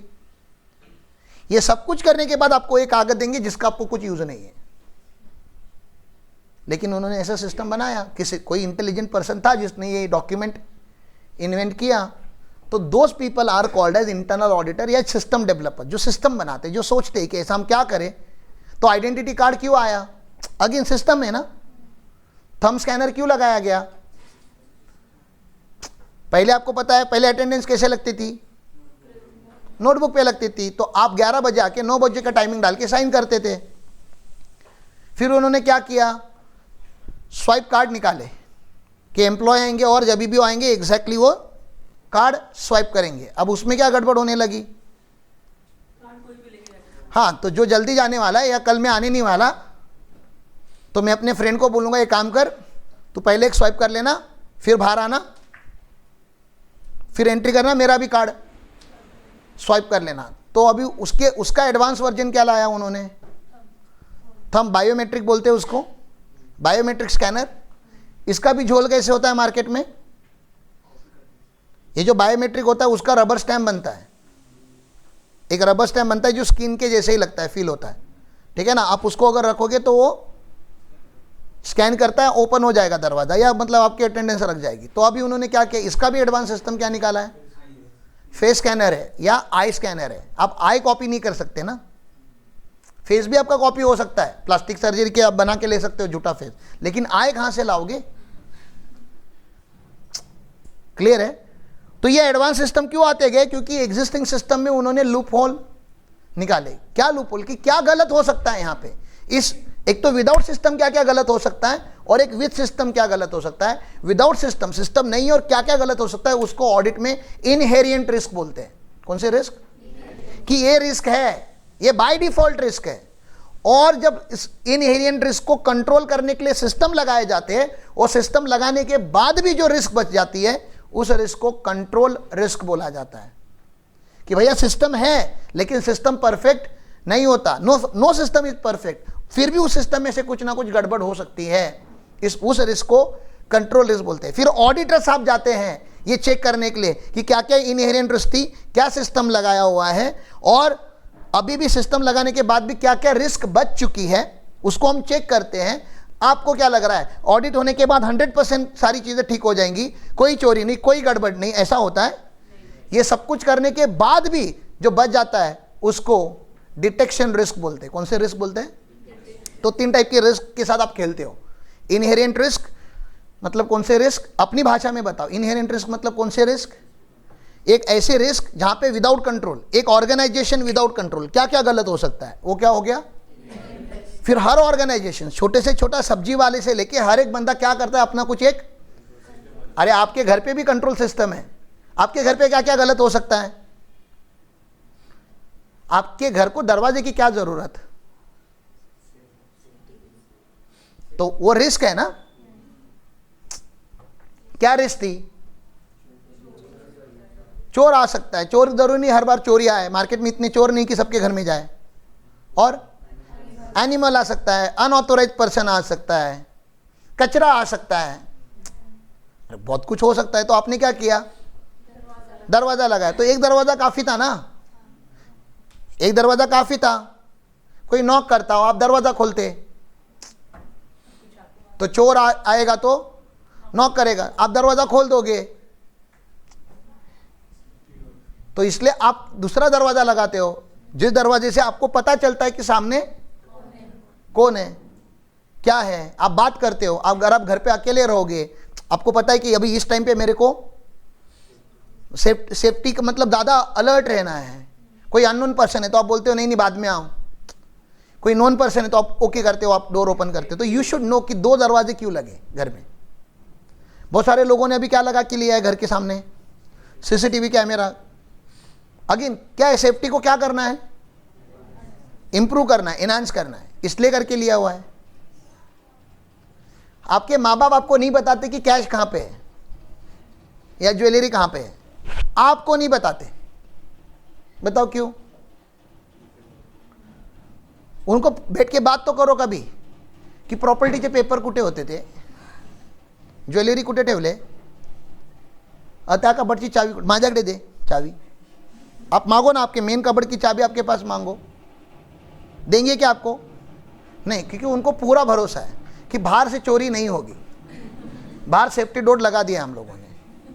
अब अगर चोरी होगी तो घर के अंदर होगी। तो आपको वो लोग कभी फैक्चुअल डेटा देते ही नहीं। घर में कैश कितनी है आपको पता ही नहीं होती, घर में ज्वेलरी कहाँ है और कितनी आपको पता ही नहीं होती, यू कैन नॉट नो। और आप बात करने का ट्राई करो, वो लोग बताएंगे भी नहीं आपको। In fact they will become more suspicious और आपको बताएंगे यहाँ रखा है, और जब आप वहाँ जाओगे वहाँ नहीं रखा होगा, कहीं और रखा है। आपके मन को समाधान के लिए वो बताएंगे कि यहाँ रखा है, वहाँ पे भी होगा लेकिन वो थोड़ा होगा, मेन वहाँ पे नहीं होगा। तो that is inherent risk of audit ना। तो इसका सवाल है कि हम इंटरनल ऑडिट मैनेजमेंट के लिए करते हैं, और मैनेजमेंट ही अगर फ्रॉड करते रहेगी तो क्या करेंगे। तो इसलिए तो बताया ना कि ऑडिटर ने ऑडिट करने के बाद भी सब कुछ ठीक होगा, इसकी कोई गारंटी नहीं है ना। इसलिए तो हमारे भी तो हाथ पांव बांधे, तो क्या करोगे, आप कुछ नहीं कर सकते, you can not do anything. तो ये स्टैट्यूटरी ऑडिटर आएगा, उसको पकड़ना चाहिए। फिर आप इंटरनल ऑडिटर हो, आप कुछ नहीं कर सकते। मैनेजमेंट ने बोला जितना करो उतना करो, जो इग्नोर करना इग्नोर करो, आप सच में कुछ नहीं कर सकते। They are the one who is going to define your scope and your payment. तो आप ऑडिट क्यों कर रहे हो, पैसे के लिए कर रहे हो। मैनेजमेंट बोल रहा है करो तो करो, मैनेजमेंट ने बोला नाचो तो नाचो, मैनेजमेंट ने बोला गाओ तो गाओ, मैनेजमेंट ने बोला चुप रहो तो चुप रहो। तो इसलिए आपको वहां पे ओवर पावर नहीं दिखाना है। आप इन्वेस्टिगेटर नहीं हो, आप CID CBI में काम नहीं कर रहे हो। मैनेजमेंट जितना बोलता है उतना करने का मैक्सिमम आप क्या कर सकते हो, स्टैट्यूटरी ऑडिटर वगैरह को हिंट दे सकते हो इनडायरेक्टली, क्योंकि स्टैट्यूटरी ऑडिटर्स आर स्टैट्यूटरीली मतलब लीगली पावरफुल। तो आप उसको हल्का फुल्का हिंट दे सकते हो, आपके रिपोर्ट के थ्रू या आपके कम्युनिकेशन के थ्रू आप उसको बता सकते हो, सर वो एरिया थोड़ा मुझे ऑडिट करने नहीं बोला था, मेरे स्कोप से बाहर था, तो I don't know, like I just wanted to inform you that that area was not covered in my scope ना। Purchase department was excluded from my scope.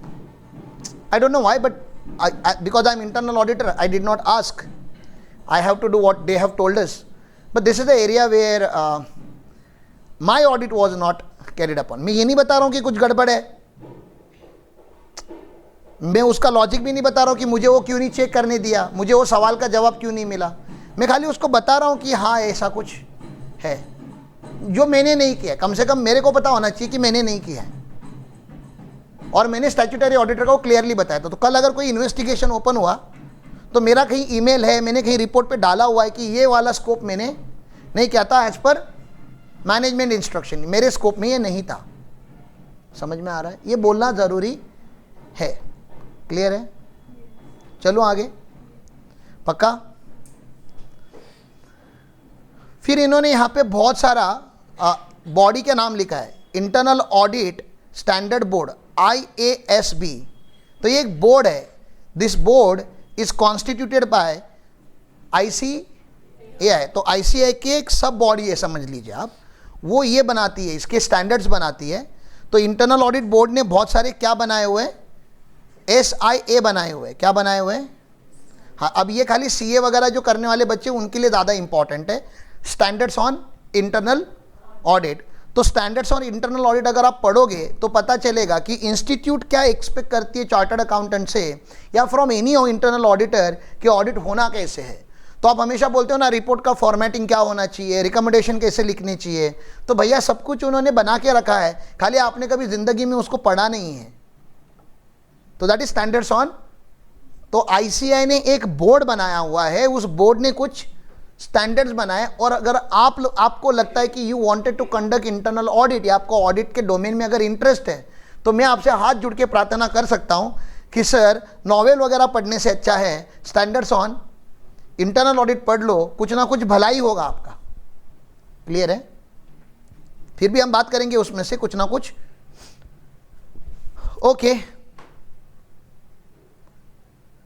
Sir, definition of internal audit क्या है, फटाफट देख लेते हैं। Framework for governing internal audit ने define क्या किया है, internal audit provide independent assurance. तो पहले तो डिपेंडेंट नहीं होना चाहिए, कैसा होना चाहिए, हाँ, एश्योरेंस मतलब क्या, गारंटी देता है। एश्योर करना मतलब क्या, अरे I assure you he is a good person the company. तो एश्योरेंस दे रहे हो आप किसी के ऊपर, किसके ऊपर, लेकिन sir effectiveness of internal control. इनका इंटरनल कंट्रोल क्या है, बहुत ही अच्छा है, बहुत ही बढ़िया है, इफेक्टिव है। एक होता है इनइफेक्टिव, आपने एक मेडिसिन खाया, आपको कुछ फर्क ही नहीं पड़ रहा, आप क्या बोलोगे, इनइफेक्टिव। फिर आपने एक मेडिसिन खाया, पता है वो सिप्लासिट्रिजन करके शायद छोटी सी गोली आती है, आप 4 खाओगे तो शायद मर सकते हो, क्योंकि एक खाने के बाद ही नशा हो जाता है, आंखें खुली नहीं रख सकते आप, आपको सोना ही पड़ेगा। तो वो क्या बोलते हैं हम लोग, ये बहुत इफेक्टिव है। तो इफेक्टिव वर्ड तो आप लोगों ने यूज किया है ना। तो इफेक्टिवनेस किस चीज का, इंटरनल कंट्रोल का। एंड रिस्क मैनेजमेंट प्रोसेस, हर ऑर्गेनाइजेशन में क्या होता है, मैंने क्या बोला, रिस्क होता है, उसको क्या करना पड़ता है, मैनेज करना पड़ता है। तो बाइक चलाने के टाइम पे रिस्क मैनेजमेंट क्या है, हेलमेट पहनना, और गाड़ी में फ्यूल है कि नहीं है चेक करना, और इंजन में ऑयल है कि नहीं है चेक करना, टायर में हवा है कि नहीं है। खाली हेलमेट पहनना नहीं होता, गाड़ी का इंश्योरेंस है कि नहीं है, गाड़ी का पीयूसी है कि नहीं है, गाड़ी के ब्रेक लग रहे हैं या नहीं, ये सब कुछ चेक करना पड़ेगा ना रे। मतलब ओवरऑल गाड़ी को मेंटेन रखना पड़ेगा, लीगली जो उसके कागज होते हैं वो पेपर बनाने पड़ेंगे, और गाड़ी को सेफली चलाना पड़ेगा। लेफ्ट मारने के टाइम पे राइट का इंडिकेटर नहीं चालू करने का, समझ रहा है आपको, पीछे देख के इंडिकेटर चालू करके लेफ्ट नहीं मार देने का, पीछे से ट्रक आ सकता है, ट्रक वाला बात नहीं बोल देगा सॉरी मैंने इंडिकेटर नहीं देखा, तब तक तो आप ट्रक के अंदर हो नीचे। तो आपको पता होना चाहिए कि एक सिस्टम है, एंड देन उस एक रिस्क क्या है, आप अपनी जिंदगी को लेके निकल रहे हो, और वीडियो गेम नहीं है कि एक बार आउट हो जाओगे फिर ऊपर से आएगा नया, इधर एक ही बार आउट होना है। तो वो एक रिस्क लेके आप चलते हो, तो उसको मैनेज करने के लिए आपको अलर्ट रहना पड़ेगा, ड्रिंक एंड ड्राइव नहीं करना पड़ेगा, फ़ोन पे बात नहीं करनी पड़ेगी, ये सब रिस्क मैनेजमेंट से। इतना सब कुछ करने के बाद भी आप एक जगह पे चुपचाप खड़े थे, कोई ट्रक आ गया आपको कुचल के चला गया, उसको कुछ नहीं कर सकते, ठीक है ना। हाँ, वो उसका कुछ नहीं कर सकते, ठीक है ना, वो तो क्या ही करेंगे। मतलब परफेक्शन एक्सपेक्ट मत करो, ठीक है ना। रिस्क मैनेजमेंट प्रोसेस, क्यों सर, लेकिन ये क्यों करना है, टू इनहांस, क्या बोला था मैंने, टू इनहांस गवर्नेंस। मतलब कंपनी में जो गवर्नेंस है, जो कंट्रोल सिस्टम है, उसको क्या करना है, इनहांस करना है। और ये भी इनहांस भी क्यों करना है, नेक्स्ट बाय क्यों, ऑर्गेनाइजेशन के कुछ गोल अचीव करने। जैसे हमारे ऑर्गेनाइजेशन का गोल है हमें आईपीओ लाना है, विदाउट हाई गवर्नेंस आएगा क्या, नहीं। और हाई गवर्नेंस कहाँ से आएगा, इंटरनल कंट्रोल सिस्टम और रिस्क मैनेजमेंट प्रोसेस से आएगा। और ये रिस्क मैनेजमेंट प्रोसेस और इंटरनल कंट्रोल सिस्टम स्ट्रांग है कि नहीं, ये कहाँ से पता चलेगा, हमें क्या कंडक्ट करना पड़ेगा, इंटरनल ऑडिट, समझ रहा है। इंटरनल ऑडिट करेंगे to check internal control system का इफेक्टिवनेस, जो हमारे इंटरनल गवर्नेंस को इनहांस करेगा, ताकि हम हमारे ऑर्गेनाइजेशन का जो बड़ा गोल है, जो हमने रखा है, सेट रखा है, गोल सेट रखा है, उसको हम क्या कर पाए, अचीव कर पाए। क्लियर है। तो अभी आपको रटने की ज़रूरत नहीं है, लेकिन जिनके एग्जाम्स है, आज नहीं तो कल इसको बाय हार्ट करना पड़ेगा, लेकिन आप अंडरस्टैंड करके बाय हार्ट करने का ट्राई करोगे तो it will be easy for you. Okay, चलो आगे चलते हैं। फिर यहाँ पे एक स्टैंडर्ड्स ऑन ऑडिटिंग भी उन्होंने रेफर किया, using the work of internal auditor. तो स्टैट्यूटरी ऑडिटर क्या करता है, इंटरनल ऑडिटर का काम को यूज़ करता है। क्यों, ज़्यादा काम कौन करता है ऑर्गेनाइजेशन में, इंटरनल ऑडिटर, क्योंकि इंटरनल ऑडिट मंथली भी काम कर सकता है, वीकली भी काम कर सकता है, क्वार्टरली भी काम कर सकता है। Internal auditor usually total system को चेक करता है। स्टैट्यूटरी ऑडिटर को इतना टाइम नहीं होता कि वो टोटल सिस्टम चेक करे। तो स्टैट्यूटरी ऑडिटर हमेशा इंटरनल ऑडिटर के काम को यूज़ करता है, रिलाई नहीं करता उसके ऊपर, लेकिन क्या करता है, यूज़ करता है कि भैया इंटरनल ऑडिटर ने क्या किया था वो तो देख लेते हैं। अपन लोग भी बैंक ऑडिट करने जाते हैं तो हम बोलते हैं कंकरेंट ऑडिटर का रिपोर्ट दे दो, क्योंकि कंकरेंट ऑडिटर वहाँ पे हर हफ्ते जा रहा है। हम साल में एक बार जाके क्या क्या ही चेक कर लेंगे, बैंक कितने ट्रांजैक्शंस करता है, सारे ट्रांजैक्शन कैसे आप चेक करोगे। तो हम सैम्पलिंग करते हैं और कंकरेंट ऑडिटर का रिपोर्ट देखते हैं कि उसने अगर कोई red alert, red flag raise किया होगा तो चेक किया जाता है। समझ में आ रहा है। तो स्टैट्यूटरी ऑडिटर क्या इंटरनल ऑडिटर का काम यूज कर सकता है, यूजिंग द वर्क, देखो ना लाइन कैसे लिखा है, using the work of, can the statutory auditor use the work of internal auditor, power है उसके पास, यस, हमें पूछने की पावर है, ठीक है। चलो आगे चलते हैं। अब इन्होंने यहां पे क्या लिखा है, ऑब्जेक्टिव एंड स्कोप। स्कोप समझ में आ रहा है, स्कोप क्या होता है, स्कोप क्या होता है, ऑब्जेक्टिव मतलब क्या अचीव करना है, स्कोप मतलब क्या। तो हमने अभी क्या करते हैं, हम क्लाइंट के काम का स्कोप लगा रहे, लिख रहे हैं, ठीक है ना। एज अ सीए फर्म हम आपका क्या क्या करके देंगे, तो हम आपका जीएसटी फाइल करके देंगे, जीएसटी वेरिफिकेशन, अकाउंट रिव्यू करके देंगे, स्टैट्यूटरी ऑडिट करेंगे, टैक्स ऑडिट करेंगे, ये हमारा स्कोप हो गया। फिर अगर उसके ऊपर इनकम टैक्स का रेड आ गया तो वो हमें फ़ोन कर रहा है कि आप आओ और रेड मैनेज करो, इनकम टैक्स का रेड अभी आया, आप मैनेज करो, आप सवाल जवाब करो डिपार्टमेंट वालों से। मेरे स्कोप में था क्या? नहीं। तो स्कोप के बाहर का काम आएगा तो क्या करेंगे? नया प्रपोजल लेटर देंगे उसको कि सर पहले जो हमने जो फी कोट की थी ना वो उतने काम की थी, वो हमारे स्कोप की थी, अभी आप जो मुझे बता रहे हो वो मेरे स्कोप के बाहर का है, इसका मैं आपको अलग से प्रपोजल लेटर दूंगा। If you accept then we will go ahead. Client आपका है मतलब आप उसका जीएसटी फाइल कर रहे हो, इसका ये मतलब नहीं है कि आप सब कुछ करो उसके लिए, आप अपने स्कोप में रह के काम करो, और इसलिए स्कोप अच्छे से डिफाइन होना चाहिए। That's the scope of the work. समझ में आ रहा है? क्लियर है? चलो आगे चलते हैं। तो ऑब्जेक्टिव है, तो सबसे पहला ऑब्जेक्टिव इन्होंने क्या लिखा है यहाँ पे? मॉनिटरिंग। मॉनिटर करना मतलब क्या करना? आईसीयू में आपके हाथ में वो सब लगा के क्या चेक करते हैं? आपका हार्ट बीट मॉनिटर करते हैं। क्या चेक करते हैं? क्या करते हो लोग? मॉनिटर, हार्ट बीट मॉनिटर करते हैं। क्यों? पल्सेस आपके मॉनिटर किए जाते हैं, बीपी आपका मॉनिटर किया जाता है। क्यों? क्योंकि आप आईसीयू में मतलब आपके कोई ना कोई वाइटल ऑर्गन कभी भी फेल हो सकते हैं, आपका बीपी शिफ्ट हो सकता है, आपके हार्ट बीट शिफ्ट हो सकते हैं, और फिर आपको इमीडिएटली अगर रेस्क्यू का अगर इंजेक्शन नहीं दिया गया, कोई मेडिसिन नहीं दिए गए, तो शायद आपकी डेथ हो सकती है। तो यहाँ पे हम क्या करते हैं एज ए इंटरमॉनिटर? पहले तो हमको क्या करना चाहिए? जाके उनके इंटरनल कंट्रोल सिस्टम को क्या करना चाहिए? मॉनिटर करना। मतलब क्या करोगे? करना क्या है फिर? मॉनिटर करना मतलब क्या करना? अरे खड़े रह के ऑब्जर्व करना। वो बता रहे कि हमारे सिस्टम के हिसाब से सर पहले रिसिट बनता है और फिर पेमेंट होता है और फिर पेशेंट का चेकिंग होता है। समझ रहे हैं मैं क्या बता रहा हूँ? आप बैठ के देख रहे हो कि पेशेंट डायरेक्टली ट्रीटमेंट लेके जा भी रहा है बाहर, ना रिसिट बनी ना केस पेपर बना, कुछ भी नहीं बना। ये आपको देखना है वहाँ पे, मतलब आपको क्या खुला रखना है? आंखें खुली रखनी है कि आपको दिखे कि कहीं गड़बड़ हो रहा है तो दिखे। That is monitoring. समझ में आ रहा है? Internal control system. एग्जाम्पल इन्होंने क्या दिया यहाँ पे? परफॉर्मिंग 3-वे मैचिंग ऑफ परचेस ऑर्डर। तो कोई भी डिपार्टमेंट में जो परचेस डिपार्टमेंट होता है वहाँ पे बहुत झोल होते हैं। बड़ी बड़ी ऑर्गेनाइजेशन में परचेस डिपार्टमेंट जो होता है वहाँ पे क्या होते हैं? बहुत झोल होते हैं। तो एक जो महताब सर ने मुझे सिखाया हुआ है, तो एक कोई परचेस ऑफिसर था, हाइपोथेटिकल ले लो आप, क्योंकि रिकॉर्डेड लाइन पे सारे नाम नहीं बता सकता। हाइपोथेटिकल कंपनी का एक परचेस मैनेजर, एक परचेस इंचार्ज है। परचेस इंचार्ज मतलब क्या? उसको पावर है पीओ निकालने का। क्या निकालने का? पीओ का मतलब क्या होता है? Purchase order. मतलब मैं अगर ऑर्डर निकालूंगा तभी तो आप मुझे माल बेचोगे ना। अब परचेस ऑर्डर के पीछे क्या होना चाहिए? फाइनल पीओ निकलने के पीछे क्या? एक प्रोसेस होनी चाहिए, एक सिस्टम होना चाहिए। तो कहीं से तो रिक्विजिशन आना चाहिए। क्या आना चाहिए? पहले तो रिक्विजिशन। रिक्विजिशन मतलब कि कोई तो कंपनी का एक डिपार्टमेंट है जो बोलना चाहिए हमें ये माल चाहिए, कोई बोलना चाहिए हमें कंप्यूटर चाहिए, उसके बाद ऑर्डर निकलना चाहिए ना। तो डिपार्टमेंट कोई बोलेगा। अगर कंस्ट्रक्शन की कंपनी तो रिक्विजिशन इशू होना चाहिए कि भैया हमें 100 सीमेंट्स का बैग चाहिए या हमें इतने इतने टन का स्टील चाहिए। तो कहीं से डिपार्टमेंट साइट से जहाँ पे काम चलता है वहाँ से क्या रेज होता है? रिक्विजिशन रेज होता है। समझ में आ रहा है? तो रिक्विजिशन आया, रिक्विजिशन आते डायरेक्टली पीओ डाल देगा। रिक्विजिशन जो रिक्विजिशन है डायरेक्टली पीओ नहीं, ये ऐसे नहीं। पहले तो रिक्विजिशन ऑथोराइज पर्सन ने रेज किया है कि नहीं, सच में उस प्रोडक्ट का वहाँ पे ज़रूरत है कि नहीं, फिर आपके स्टोर्स में वो माल है कि नहीं। स्टोर समझ में आ रहा है ना? आपका वेयर हाउस, आपके वेयर हाउस में वो आइटम है। जैसे हमारे पास अभी नोटबुक है यहाँ पे बहुत सारे, है कि नहीं? यहाँ पे इसका हिसाब है कि नहीं मुझे नहीं पता, लेकिन यहाँ पे नोटबुक बहुत सारे हैं। अभी कोई नया स्टाफ ज्वाइन हुआ आज और मैं मोनिका को बता रहा हूँ, मोनिका इसको 3 नोटबुक दे देना।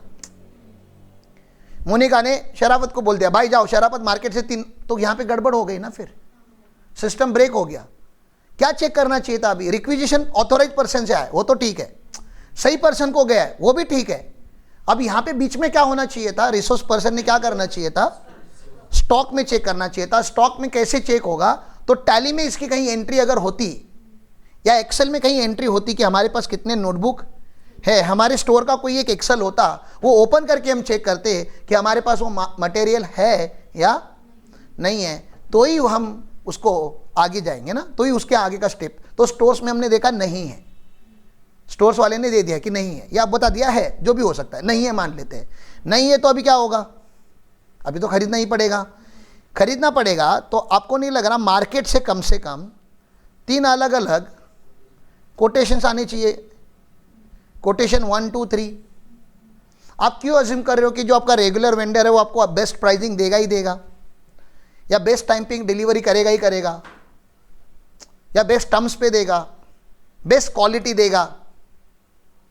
डोंट अज्यूम, मार्केट में अज्यूम नहीं करने का, प्रोसेस को फॉलो करने का। तो हमने क्या बोला, 3 क्या चाहिए हमें, कोटेशन चाहिए। 3 में का कौन सा कोटेशन आप सिलेक्ट करोगे? आपके लिए खर्चा है, बोलो।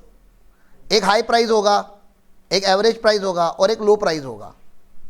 कौन सा वाला सिलेक्ट करोगे? एवरेज सिलेक्ट करेंगे। और क्वालिटी मोटा मोटा सबका सेम ही है। स्टील का क्या ही क्वालिटी, नोटबुक का क्या ही क्वालिटी देखोगे, मोटा मोटी क्वालिटी सेम है सबकी। तो लो प्राइस वाला सिलेक्ट करेंगे। यस, तो पहला प्राइमा फिर से आपको क्या बोलना चाहिए, लो प्राइस। पहला तो सिलेक्शन वही होना चाहिए कि लो प्राइस, लेकिन लो प्राइस वाला बोल रहा है 2 महीने के बाद डिलीवरी दूंगा और आपको चाहिए कल। अब एवरेज और हाई में क्या चेक करोगे? फिर से एवरेज। एवरेज वाला बोल रहा है कि माल तो मैं दे दूंगा, मेरी ये प्राइस है, लेकिन ट्रांसपोर्ट आपका, लोडिंग अनलोडिंग आपकी और रिस्क आपकी। मेरे फैक्ट्री से माल गया तो डैमेज का मेरी रिस्पॉन्सिबिलिटी नहीं लेता। वेरे हाई प्राइस वाला बोल रहा है कि सर जब तक आपके फैक्ट्री में माल अनलोड नहीं होता तब तक की रिस्पॉन्सिबिलिटी मेरी, इंश्योरेंस मेरा, ट्रांसपोर्ट मेरा, लोडिंग अनलोडिंग पैकेजिंग मेरी। अब that means there is no blanket rule. अगर आपको कॉन्टेक्स्ट नहीं पता होगा तो आप डिसीजन नहीं ले सकते। आपने अभी जो यूज किया उसको प्रोप्राइटरी बोलते हैं। क्या बोलते हैं? आप अगर ऑडिटर बन के जाओगे तो आप उस परचेस मैनेजर को चोर डिक्लेयर कर दोगे साहब, कि इसके पास 3 कोटेशन थे, इसने हाई वाले को दिया, मतलब इसका उधर सेटिंग है। वो बाय डिफॉल्ट वही आना चाहिए कि नहीं? पहले तो मन में ये चीज आना चाहिए। तो आप अभी चोर डिक्लेयर नहीं करोगे उसको, आप क्या करोगे? आप उसको अपॉइंटमेंट लोगे। सर आपसे जरा 5 मिनट बात करनी थी प्लीज सर। सर ये 3 कोटेशन आपके पास आए थे, I just wanted to understand why did you choose high price when you had average price and low price का कोटेशन। आपको उसकी साइड की स्टोरी सुननी पड़ेगी। अब वो तो बताएगा ही ना, आपको अच्छी स्टोरी बताएगा ना। वो आपको वो क्या बताएगा? अच्छी स्टोरी ही बताएगा, वो जो आप सुनना चाहते हो। वो सही से स्टोरी नहीं बताएगा। आप सुन लोगे और हाँ बोलोगे तो आप ऑडिटर नहीं हो। फिर जब वो आपको स्टोरी बता रहा है आपको उसको ऑब्जर्व करना पड़ेगा कि वो क्या डेप्थ से बता रहा है, क्या लॉजिक से बता रहा है। कहीं वो रिलेटेड पार्टी तो नहीं है, पता चला बाद में उसके साले की कंपनी निकली हो। जो हाई प्राइस कोटेशन आया हुआ है वो किसकी निकली? साले की। वो जो आपको बता रहा है तो आपको दिख रहा है कि उसके हाथ में नया ब्रेसलेट आया है जो पहले नहीं था। आपको इसका फेसबुक आईडी देख के इंस्टाग्राम आईडी पता चल रहा है अभी अभी ये थाईलैंड लेकर आया है, मसाज लेकर आया है। अभी अभी इसके हाथ में आईफोन 14 से आईफोन 16 अपग्रेड हुआ है। ये ऑब्जर्वेशन स्किल्स है। आपको देखने आना चाहिए कि वो आपको जब सवाल का जवाब दे रहा है तो रेजिस्ट करके दे रहा है, फिल्टर करके दे रहा है, सोच के स्टोरी बना रहा है कि कैंडिड मोमेंट पे दे रहा है। समझ में आ रहा है? फिर उसने जो भी बोला उसके ऊपर कोई ना कोई होता है, परचेस मैनेजर है उसके ऊपर कोई ना कोई होगा। मजाक मजाक में उनके साथ चाय नाश्ता करने जाने का और उनके सामने ये टॉपिक इनडायरेक्टली ओपन करने का। अरे सर आज परचेस मैनेजर से बात करने गया था, एक ऐसे जनरल ऑब्जर्वेशन है, खाली आपसे कंफर्मेशन लेना था। एक थोड़ा सर 3 कोटेशन आए थे लेकिन उन्होंने बोला कि आपने बताया था कि जो हाई वाला ले लो क्योंकि तभी इमरजेंसी आया था, ऐसा उन्होंने कुछ बताया। एंड देन ऐसा ऐसा मटेरियल है या उसकी क्वालिटी अच्छी है या उसका ट्रांसपोर्ट वगैरह इंक्लूडेड है। तो just wanted to make sure कि whatever the understanding I am developing, मैंने सही सुना है, मैंने अपने पे लेने का, समझ में आ रहा है sir? I am developing a right understanding about the transaction because the pricing was very different sir. बहुत ज़्यादा गैप था, इसलिए खाली जो आइटम था वो बहुत मटेरियल आइटम था या सिग्निफिकेंट आइटम था, तो just wanted to cross confirm with you. अब मैनेजमेंट जो बोलेगा वो सुनने लायक होगा कि नहीं? मैनेजमेंट बताएगा आपको रियलिटी क्या है ट्रांजैक्शन की। इस वर्ड को बोलते प्रोफेशनल स्केप्टिसिज्म। क्या वर्ड है ये? जो भी स्टोरी मैंने अभी आपको बताया वो क्या है? Professional scepticism. का मतलब क्या होता है? एक होता है स्केप्टिसिज्म वर्ड,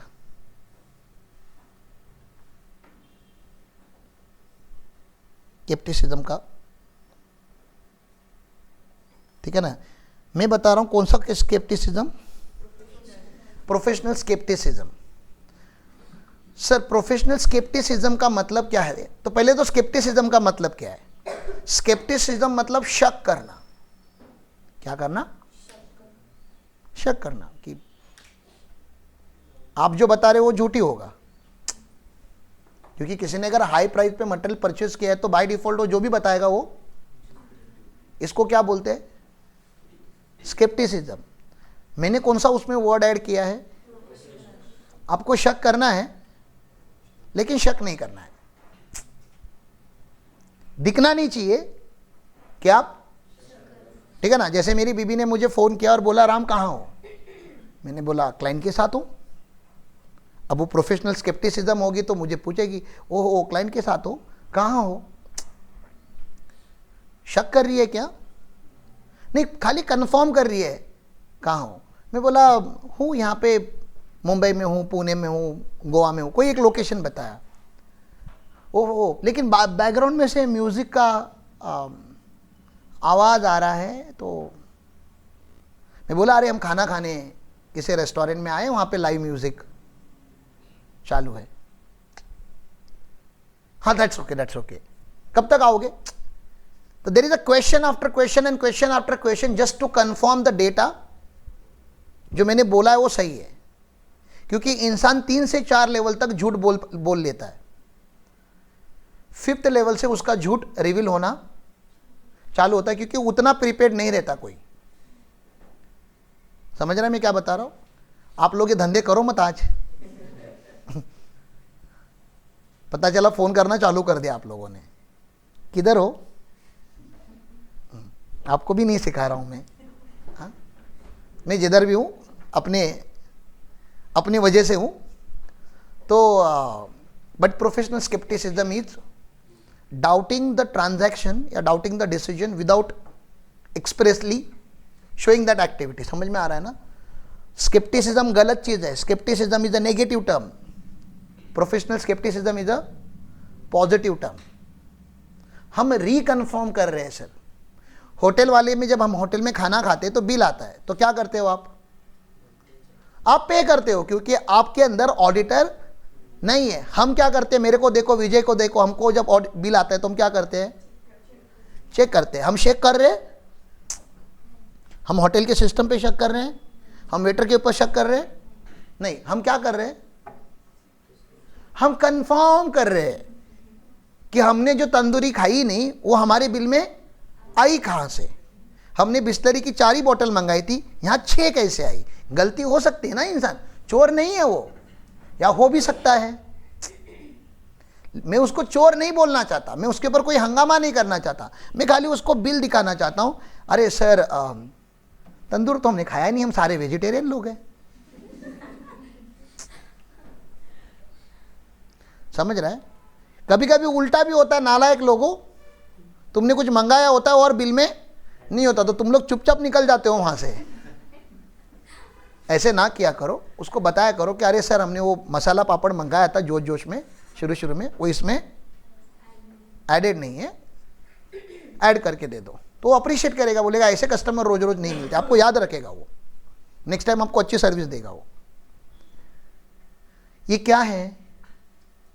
प्रोफेशनल स्केप्टिसिज्म है। कहीं पे भी जाते हो तो चेक करना चाहिए ना। 3 कोटेशन क्यों? एक कोटेशन ही क्यों नहीं? प्रोफेशनल परचेस मैनेजर का प्रोफेशनल स्केप्टिसिज्म होना चाहिए। शायद एक कोटेशन बेस्ट ना आए, शायद उससे बेटर कोटेशन मार्केट में हो, चोरी नहीं है यहाँ पे कुछ भी, प्रोफेशनल स्केप्टिसिज्म है। बैंक बोलती है यहां साइन करो, साइन करने से पहले देखने का, अरे पेपर क्या है, पता चला उस पेपर में लिखा आपकी सारी जायदाद बैंक की, रिकन्फर्म करने का प्रोफेशनल स्केप्टिसिज्म है। आप लोग आते हो इन मैडम से साइन लेने के लिए, बहुत सारी मैडम कर भी देती है क्योंकि आपके ऊपर भरोसा है। कभी प्रॉपर्टी के पेपर साइन करवा लेना, मैं तो बोलता हूं कभी डिवोर्स के पेपर साइन करा लो, करा के किधर तो कबड़ में रखो, मैं अलग से तुमको पैसे देता है, ठीक है ना, बोलो साइन करो इधर। अरे मेरी तो करने, मेरी बात नहीं कर रहा, उनसे साइन करा लो और कहीं कबड़ में रख लो, बोलने का कुछ है, किसी का सर्टिफिकेशन आया हुआ है, चेक करेंगी नहीं, साइन करके रख देंगी, जब जरूरत पड़ी तो कर लेंगे ना यूज, पहले से साइन करके रखा होगा तो अच्छा है कि नहीं। तो इसलिए साइन करने से पहले क्या करना चाहिए, पढ़ लेना चाहिए। आप डाउट नहीं कर रहे हो, आप कंफर्म कर रहे हो कि जो मैंने बोला, जो मैं साइन कर रहे हो, जो मैंने इसको लिखने बोला था वही। तो रिव्यू सिस्टम क्यों है हमारे ऑर्गेनाइजेशन में, क्यों बता रहा हूं आपको, मैडम आजकल रोज बेटा बेटा के क्यों पूछ रही है कि आपने क्या किया।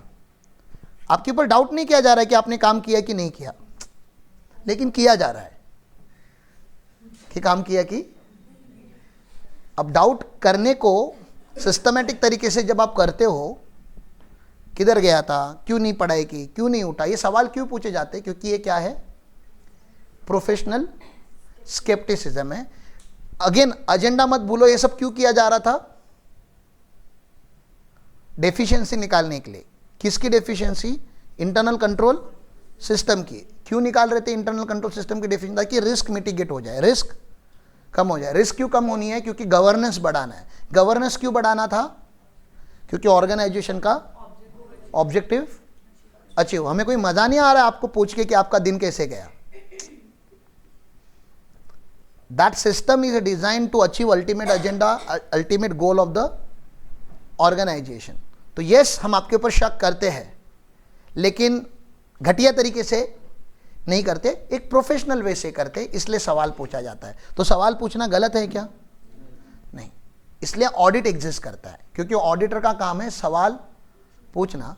तो ये परचेस मैनेजर ने 3 कोटेशन लिए कि नहीं लिए, ये सवाल पूछा जाएगा बहुत ही पोलाइट मैनर में। आंसर जो भी आएगा आपको हार्ट होना चाहिए वो एक्सेप्ट करने का आंसर, एंड देन उस आंसर को भी चैलेंज करने का, लेकिन अंदर ही अंदर उनके सामने नहीं, जस्ट जाके क्रॉस वेरीफाई करने का, डेटा थोड़ा और चेक करने का, जो उन्होंने बोला, बाकी 2 कोटेशंस को और अच्छे से पढ़ने का। वो बता रहे बाकी दोनों ने ट्रांसपोर्ट इंक्लूड नहीं बोला था, और क्लियरली लिखा है परचेस ऑर्डर पे कि ये भी क्या है, इंक्लूडेड ऑफ, तो वो झूठ बोल रहा है आपसे। And once a liar always a liar, याद रखो ये चीज ऑडिट में। अगर वो आपको 100 में एक बार झूठ बोला, ऐसा मत समझो कि 100 में एक बार आपने पकड़ा, 99 टाइम्स आप पकड़ नहीं पाए थे, क्योंकि आपके आंखों के ऊपर एक डिफॉल्ट, अच्छा इंसान है रे, बूढ़ा इंसान है, ये थोड़ी ना कि चोर करेगा, महात्मा गांधी के बाद यही दिख रहा है मुझको। ऐसे लोग पहले चोरी करते हैं, क्योंकि उनको पता है उनके ऊपर सिस्टम का भरोसा है। चोरी हर जगह होती है, हर जगह, आपके घर के अंदर हो रही है, आप देखो जाके, झूठ हर जगह बोला जाता है। तो ऑडिट का बेसिक प्रिंसिपल ही है कि आप किसी के ऊपर भरोसा मत करो, लेकिन सबके ऊपर करो। बताओ ये कैसे मैनेज करेंगे, उसी को ही क्या, उस क्वालिटी को ही क्या बोला जाता है, स्केप्टिसिज्म नहीं, प्रोफेशनल स्केप्टिसिज्म। आप स्केप्टिसिज्म लिख कर आओगे, आपका मार्क्स काटेगी इंस्टीट्यूट। प्रोफेशनल वर्ड नहीं बोलना है। जो भी जिंदगी में करोगे आप ऑडिटर हो साहब, हर चीज आप कैसे करोगे, प्रोफेशनली। जिस दिन ये करना चालू कर दोगे आपकी लाइफ बदल जाएगी, देख लो, समझ रहा है। तो इन्होंने यहां पे वो एक एग्जांपल दिया कि भैया परफॉर्म 3-वे matching of purchase order, receipt of material, vendor invoice before making the payment. PO देखो, मटेरियल आया कि नहीं आया, रिसिट देखो, उसका इनवॉइस आया कि नहीं आया वो चेक करो। तो जितने क्वांटिटी का पीओ रेज किया था उतनी ही क्वांटिटी रिसिट होनी चाहिए और उतनी ही क्वांटिटी का बिल आना चाहिए। पता चला पीओ आपने 10,000 क्वांटिटी का रेज किया था, लेकिन अभी उसने डिलीवरी खाली 2,000 क्वांटिटी की है, बिल उसने 10,000 क्वांटिटी का किया है। और आपकी पीओ के साथ बिल मैच हो रहा है। अरे लेकिन क्वांटिटी के साथ नहीं हो रहा है ना, फिजिकल क्वांटिटी तो 2,000 आई ना, 8,000 आएगी, लेकिन आई नहीं ना, तो बिल क्यों आया 8,000? चैलेंज होना चाहिए ना वो चीज। नहीं आएगी सर, अगले महीने तक तो आ ही जाएगा। अरे तो अगले महीने पैसा देने का ना, फिर बिल आया तो पैसा देना थोड़ी ना, क्या जरूर। मैं नहीं बोल रहा कि बिल नहीं आना चाहिए था, बिल आने दो 10,000 का, पेमेंट कितने का जाना चाहिए था? क्वांटिटी 2,000 किलो आई है तो पेमेंट भी कितने का जाना चाहिए था? 2,000 का जाना चाहिए। लॉजिकल है। अब आप वो लॉजिक बता रहे हैं कि 10,000 का दे दिया हमने, सर हमारे यहाँ पे ऐसे होता है। हमारे यहाँ पे ऐसे होता नहीं बताने का, क्यों ऐसे होता है? हम ऑडिटर है, हम चैलेंज ही करने आए सिस्टम को, ये सिस्टम गलत है। क्लियर है? एग्जाम्पल से समझो आप लोग ये क्या करना है, प्रैक्टिकल समझो, थ्योरी नहीं पढ़ा रहा हूं मैं आपको। ऐसा होता है मार्केट में, बहुत होता है। आप अगर ये अज्यूम करके वहां पे जाओगे, अरे इनका तो सब सही है, इनका सिस्टम ही अच्छा है, तो ऑडिट क्यों किया फिर? अरे अगर आपका बॉडी सब परफेक्ट है तो ब्लड टेस्ट कराते हो क्या आप लोग?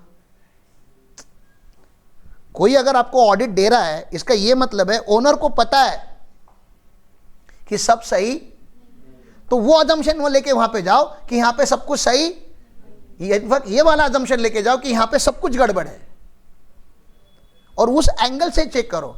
फिर एक एक डाउट कम होते जाएगा, नहीं ये ठीक है, ये ठीक है, ये ठीक, यहां पे गड़बड़ नहीं, यहां पे नहीं, यहां पे नहीं, तो कहीं ना कहीं मिलेगी। That's how you should conduct the audit. दूसरा, examination financial and operating information ना, एग्जाम्पल दिया उन्होंने। इंटरऑडिट में फाइनेंशियल, पहले यहां पे कंट्रोल चेक हो रहे थे, अब यहां पे क्या चेक हो रहा है सेकंड वाले में?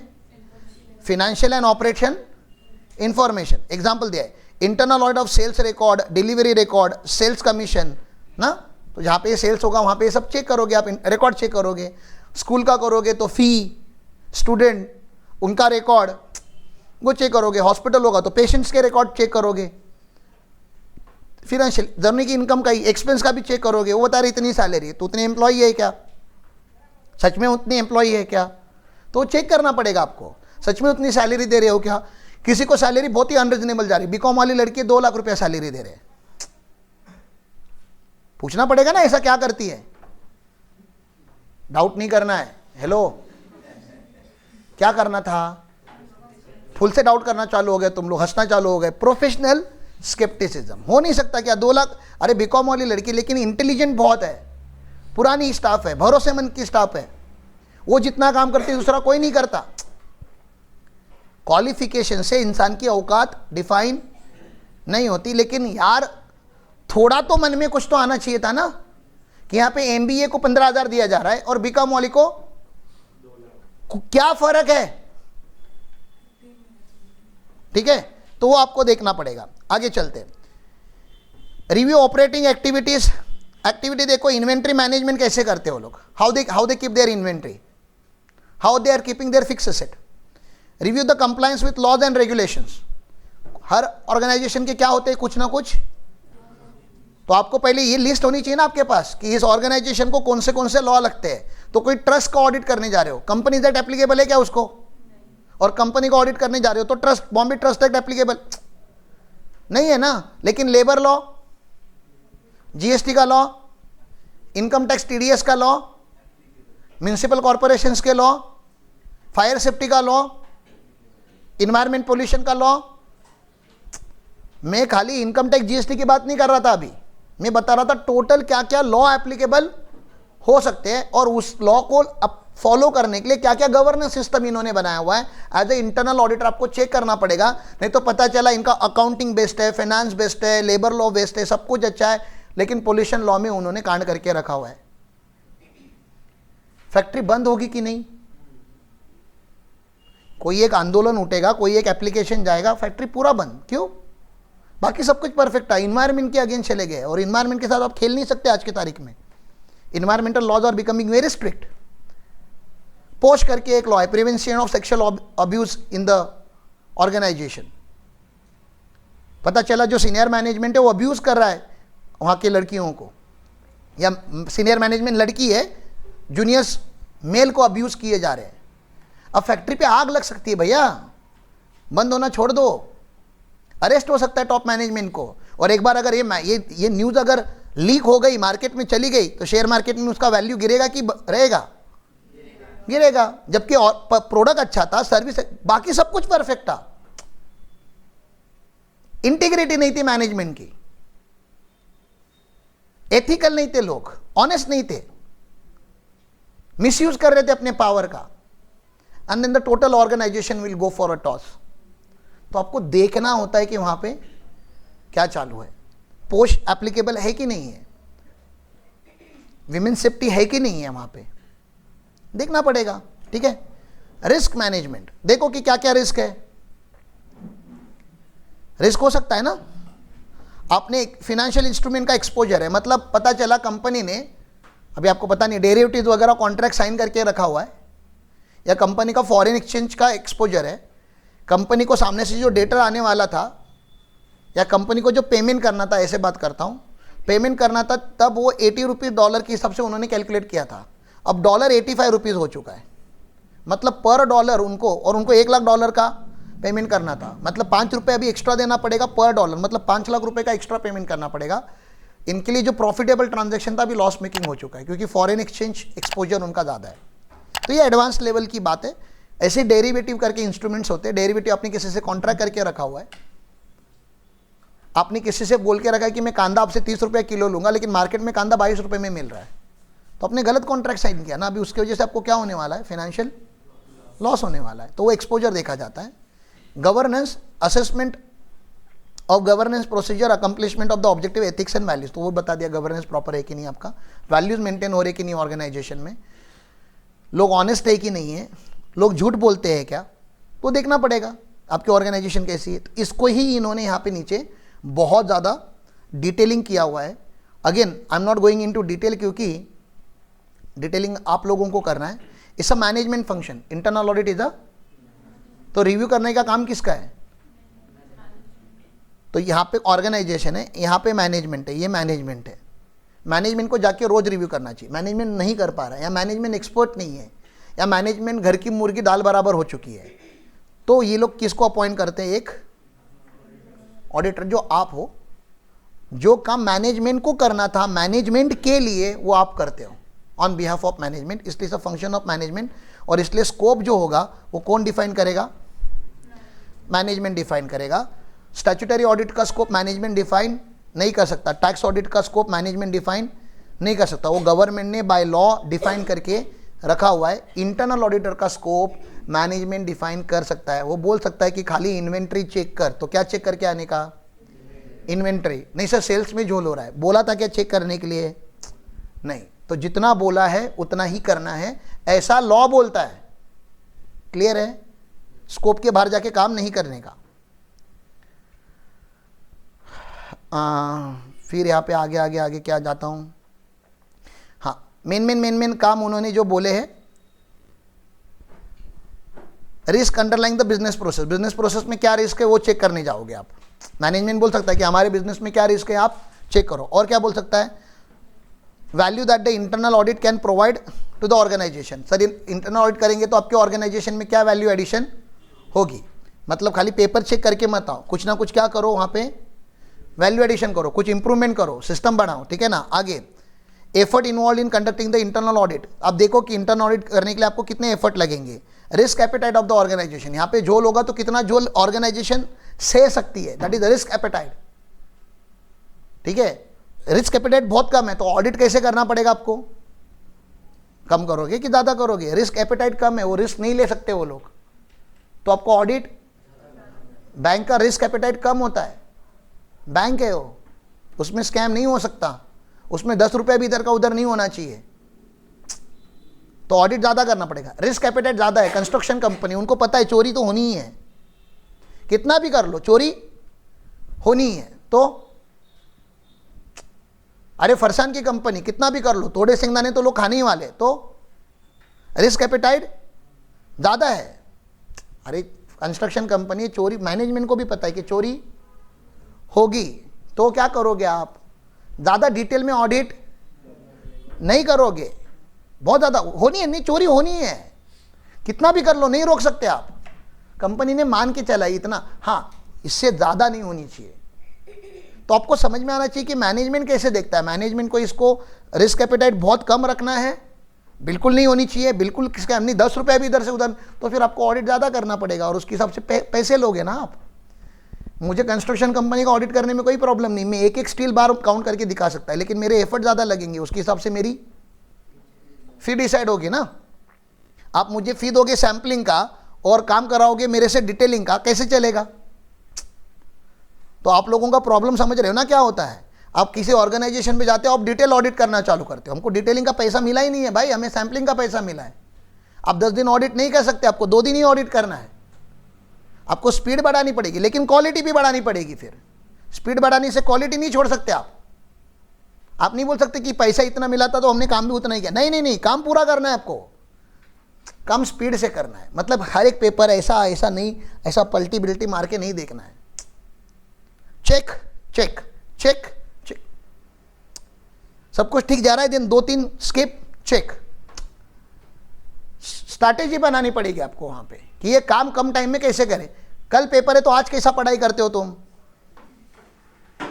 ऐसे ही करते हो ना, चेक, बस वही करना है आपको, ठीक है।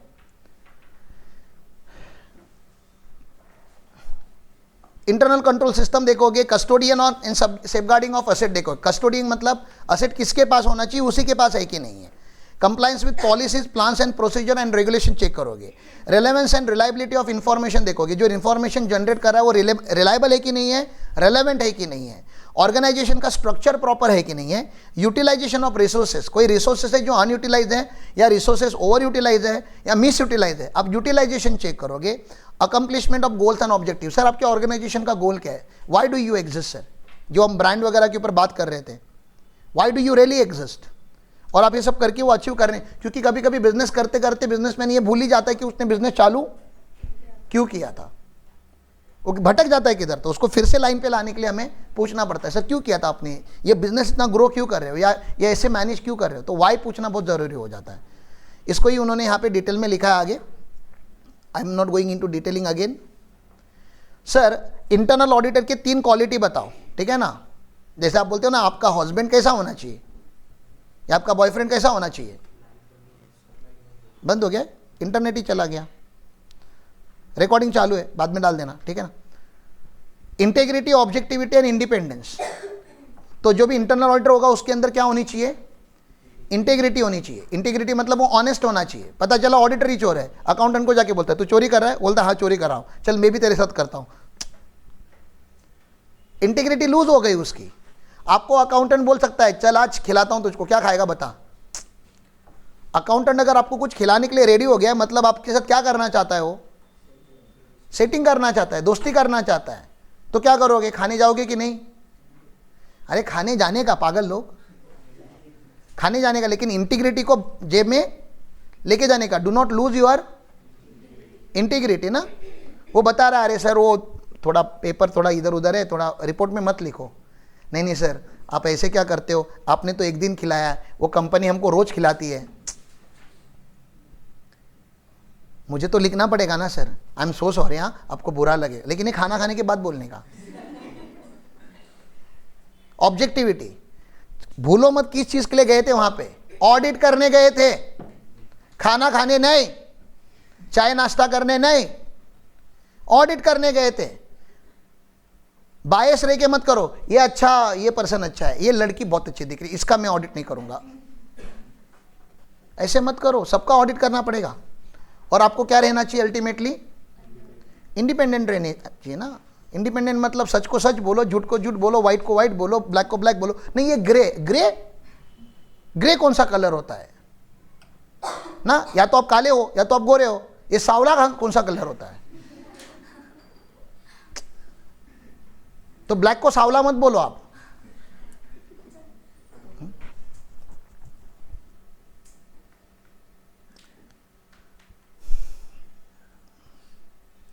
सर ऑडिट करने के पहले क्या क्या करना है भैया, ये कमेंट डालने आपको आज, ठीक है ना। ऑडिट करने के पहले क्या करना है, 5 स्टेप्स है। Obtain the knowledge of business and it's, मतलब बिजनेस क्या है, कैसा है, किस चीज़ का है। तो आपको जब भी आप ऑडिट प्लान डेवलप करोगे by using the chat GPT, आपको उसके बिजनेस के बारे में पहले उसको बताना पड़ेगा, सारी इंफॉर्मेशन देनी पड़ेगी। फिर क्या करोगे, परफॉर्म। अभी परफॉर्म के पहले इधर क्या करना पड़ेगा, इंटरनल स्टेप में प्लानिंग एंड प्रोग्रामिंग क्या करनी पड़ेगी। इसके बाद क्या करोगे, प्लान करोगे, प्लान के बाद क्या बनाओगे, प्रोग्राम बनाओगे, प्रोग्राम बनाने के बाद क्या करने जाओगे आप, प्रोग्राम के हिसाब से ऑडिट करने परफॉर्म करोगे। ऑडिट परफॉर्म करके क्या करोगे, वहाँ पे बहुत सारी इंफॉर्मेशन गैदर करोगे। यूजलेस इंफॉर्मेशन गैदर करोगे नहीं, साई गैदर करेंगे। क्या गैदर करेंगे, साई। साई मतलब sufficient and appropriate audit evidence, sufficient and appropriate audit evidence. Evidence लाएंगे ना, बहुत सारी इंफॉर्मेशन लाएंगे कि सही है तो क्यों सही है, गलत है तो क्यों गलत है। और फिर उसका परफॉर्म ऑडिट चेक्स, मतलब सारे चेक्स हमने किए कि नहीं, चेक लिस्ट होना चाहिए ना, ये चेक करना था, वो चेक करना, सब कुछ हो गया क्या, डन। फिर क्या करो, उसका एक रिपोर्ट बनाओ, रिपोर्ट बना के ऑडिट रिपोर्ट इशू कर दो, और फिर उसका फॉलोअप ले लो कि सर वो ऑडिट रिपोर्ट लास्ट टाइम दिया था उसका क्या हो गया। तो इन्होंने यहाँ पे इसको डिटेल में लिखा है। सर इंटरनल ऑडिट रिपोर्ट कैसे होना चाहिए, तो इंटरनल ऑडिट रिपोर्ट का उन्होंने बताया, स्टैंडर्ड बताया हुआ है, ठीक है ना। SIA 370 के हिसाब से रिपोर्ट ऐसे होना चाहिए। सबसे पहले तो उसमें overview of objective, scope and approach बताना पड़ेगा कि आप क्यों, किस चीज़ का ऑडिट करने गए थे, क्या उसका स्कोप था और आपने उसको किस अप्रोच से हैंडल किया, ठीक है। फिर उसके बाद क्या लिखोगे आप, fact that internal audit has been conducted in accordance with standards on auditing, तो जैसे स्टैंडर्ड है उसके हिसाब से हमने ऑडिट कंडक्ट किया है। एग्जीक्यूटिव समरी, बड़े बड़े मैनेजमेंट को सारा रिपोर्ट, तुम्हारा 40 पेज का रिपोर्ट पढ़ने का टाइम होता है क्या, नहीं। They wanted 1 page summary, executive summary हम बोलते हैं कि मेन आउटकम क्या था पूरे ऑडिट का। मतलब गीता पूरा महाभारत हो गया, अब बताओ मेन रस क्या है उसका, गीता सार क्या है, वो 1 पेज में लिखने का है, दैट इज एग्जीक्यूटिव समरी। फिर समरी ऑफ एक्शन पॉइंट कि सर क्या क्या एक्शंस लेने पड़ेंगे आपको, इतना सा भाषण बताया मैंने, लेना क्या था, एक्शंस क्या लेने थे, क्योंकि ऑडिट क्यों किया था आपने, सिस्टम को इंप्रूव करने के लिए किया था।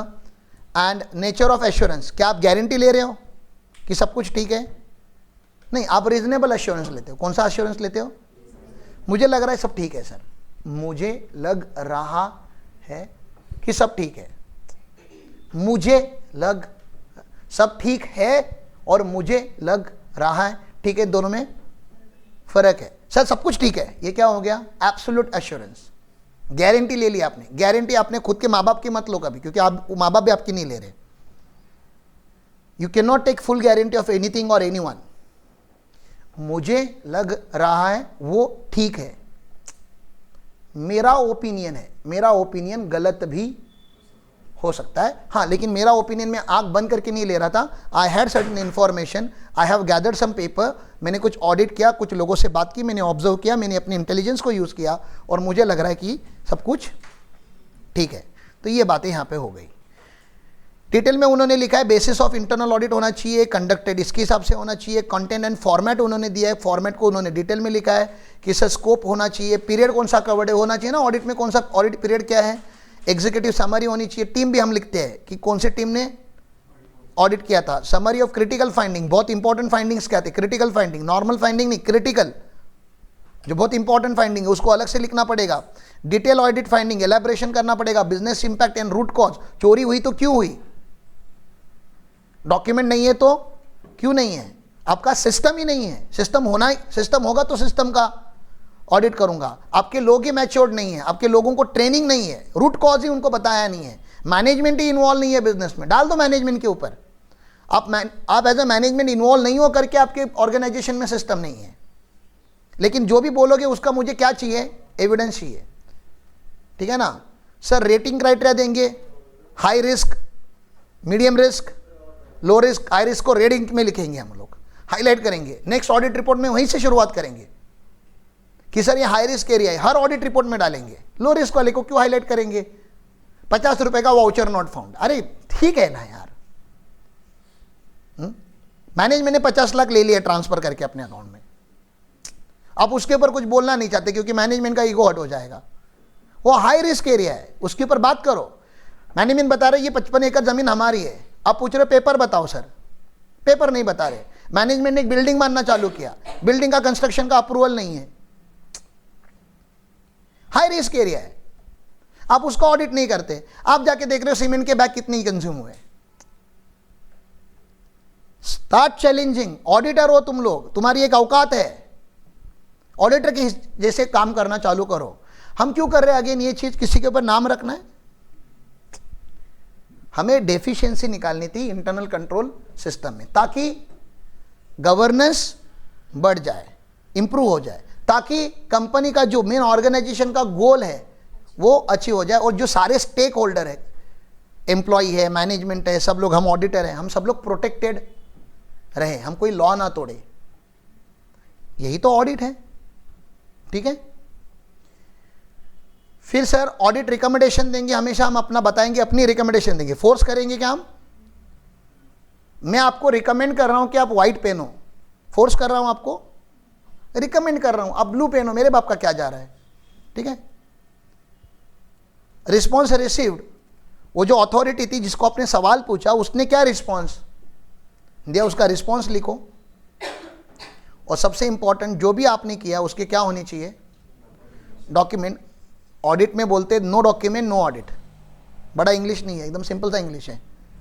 नो डॉक्यूमेंट मतलब अगर आपने ऑडिट के पेपर नहीं लाए यहाँ पे कुछ वहाँ से उठा के, तो ऐसा नहीं कुछ भी लेकर आओ, न्यूज़पेपर वगैरह वहाँ का, ऑडिट पेपर चाहिए। आपने अगर आपके पास पेपर एविडेंस नहीं है तो आपने ऑडिट किया ही नहीं, क्लियर है। फिर बोलता है फॉलोअप लिया करो। क्या, क्यों फॉलोअप लेना ज़रूरी है? आप लोगों से फॉलोअप लिया जाता है कि नहीं? दिनचर्या लिखो रे, ये करो वो करो, क्यों फॉलोअप लेना ज़रूरी है? क्योंकि लोग नहीं करते ना, एक बार बोल के करते हैं क्या? लोग आपके जैसे ही होते हैं, जैसे आप हो ना वैसे ही सारे लोग होते हैं। आप उनको रिकमेंड करोगे ये करो, नहीं करेंगे, तो आपको फिर से क्या करना पड़ता है, फॉलोअप लेना पड़ता है, बस। तो उसको मॉनिटरिंग एंड रिपोर्टिंग बोलते हैं। सर इंटरनल ऑडिट और एक्सटर्नल ऑडिट के ऊपर डिस्टिंग्विश करेंगे, बहुत ही इंपॉर्टेंट सी बात है, ठीक है ना। हो ही गया, मेन बात बताता हूँ। एक्सटर्नल ऑडिट मतलब स्टैट ऑडिट या टैक्स ऑडिट, ठीक है ना, आप ऐसे समझो। और इंटरनल ऑडिट अभी वही पढ़ा रहा था, परफॉर्म है। इंटरनल ऑडिट कौन परफॉर्म करता है?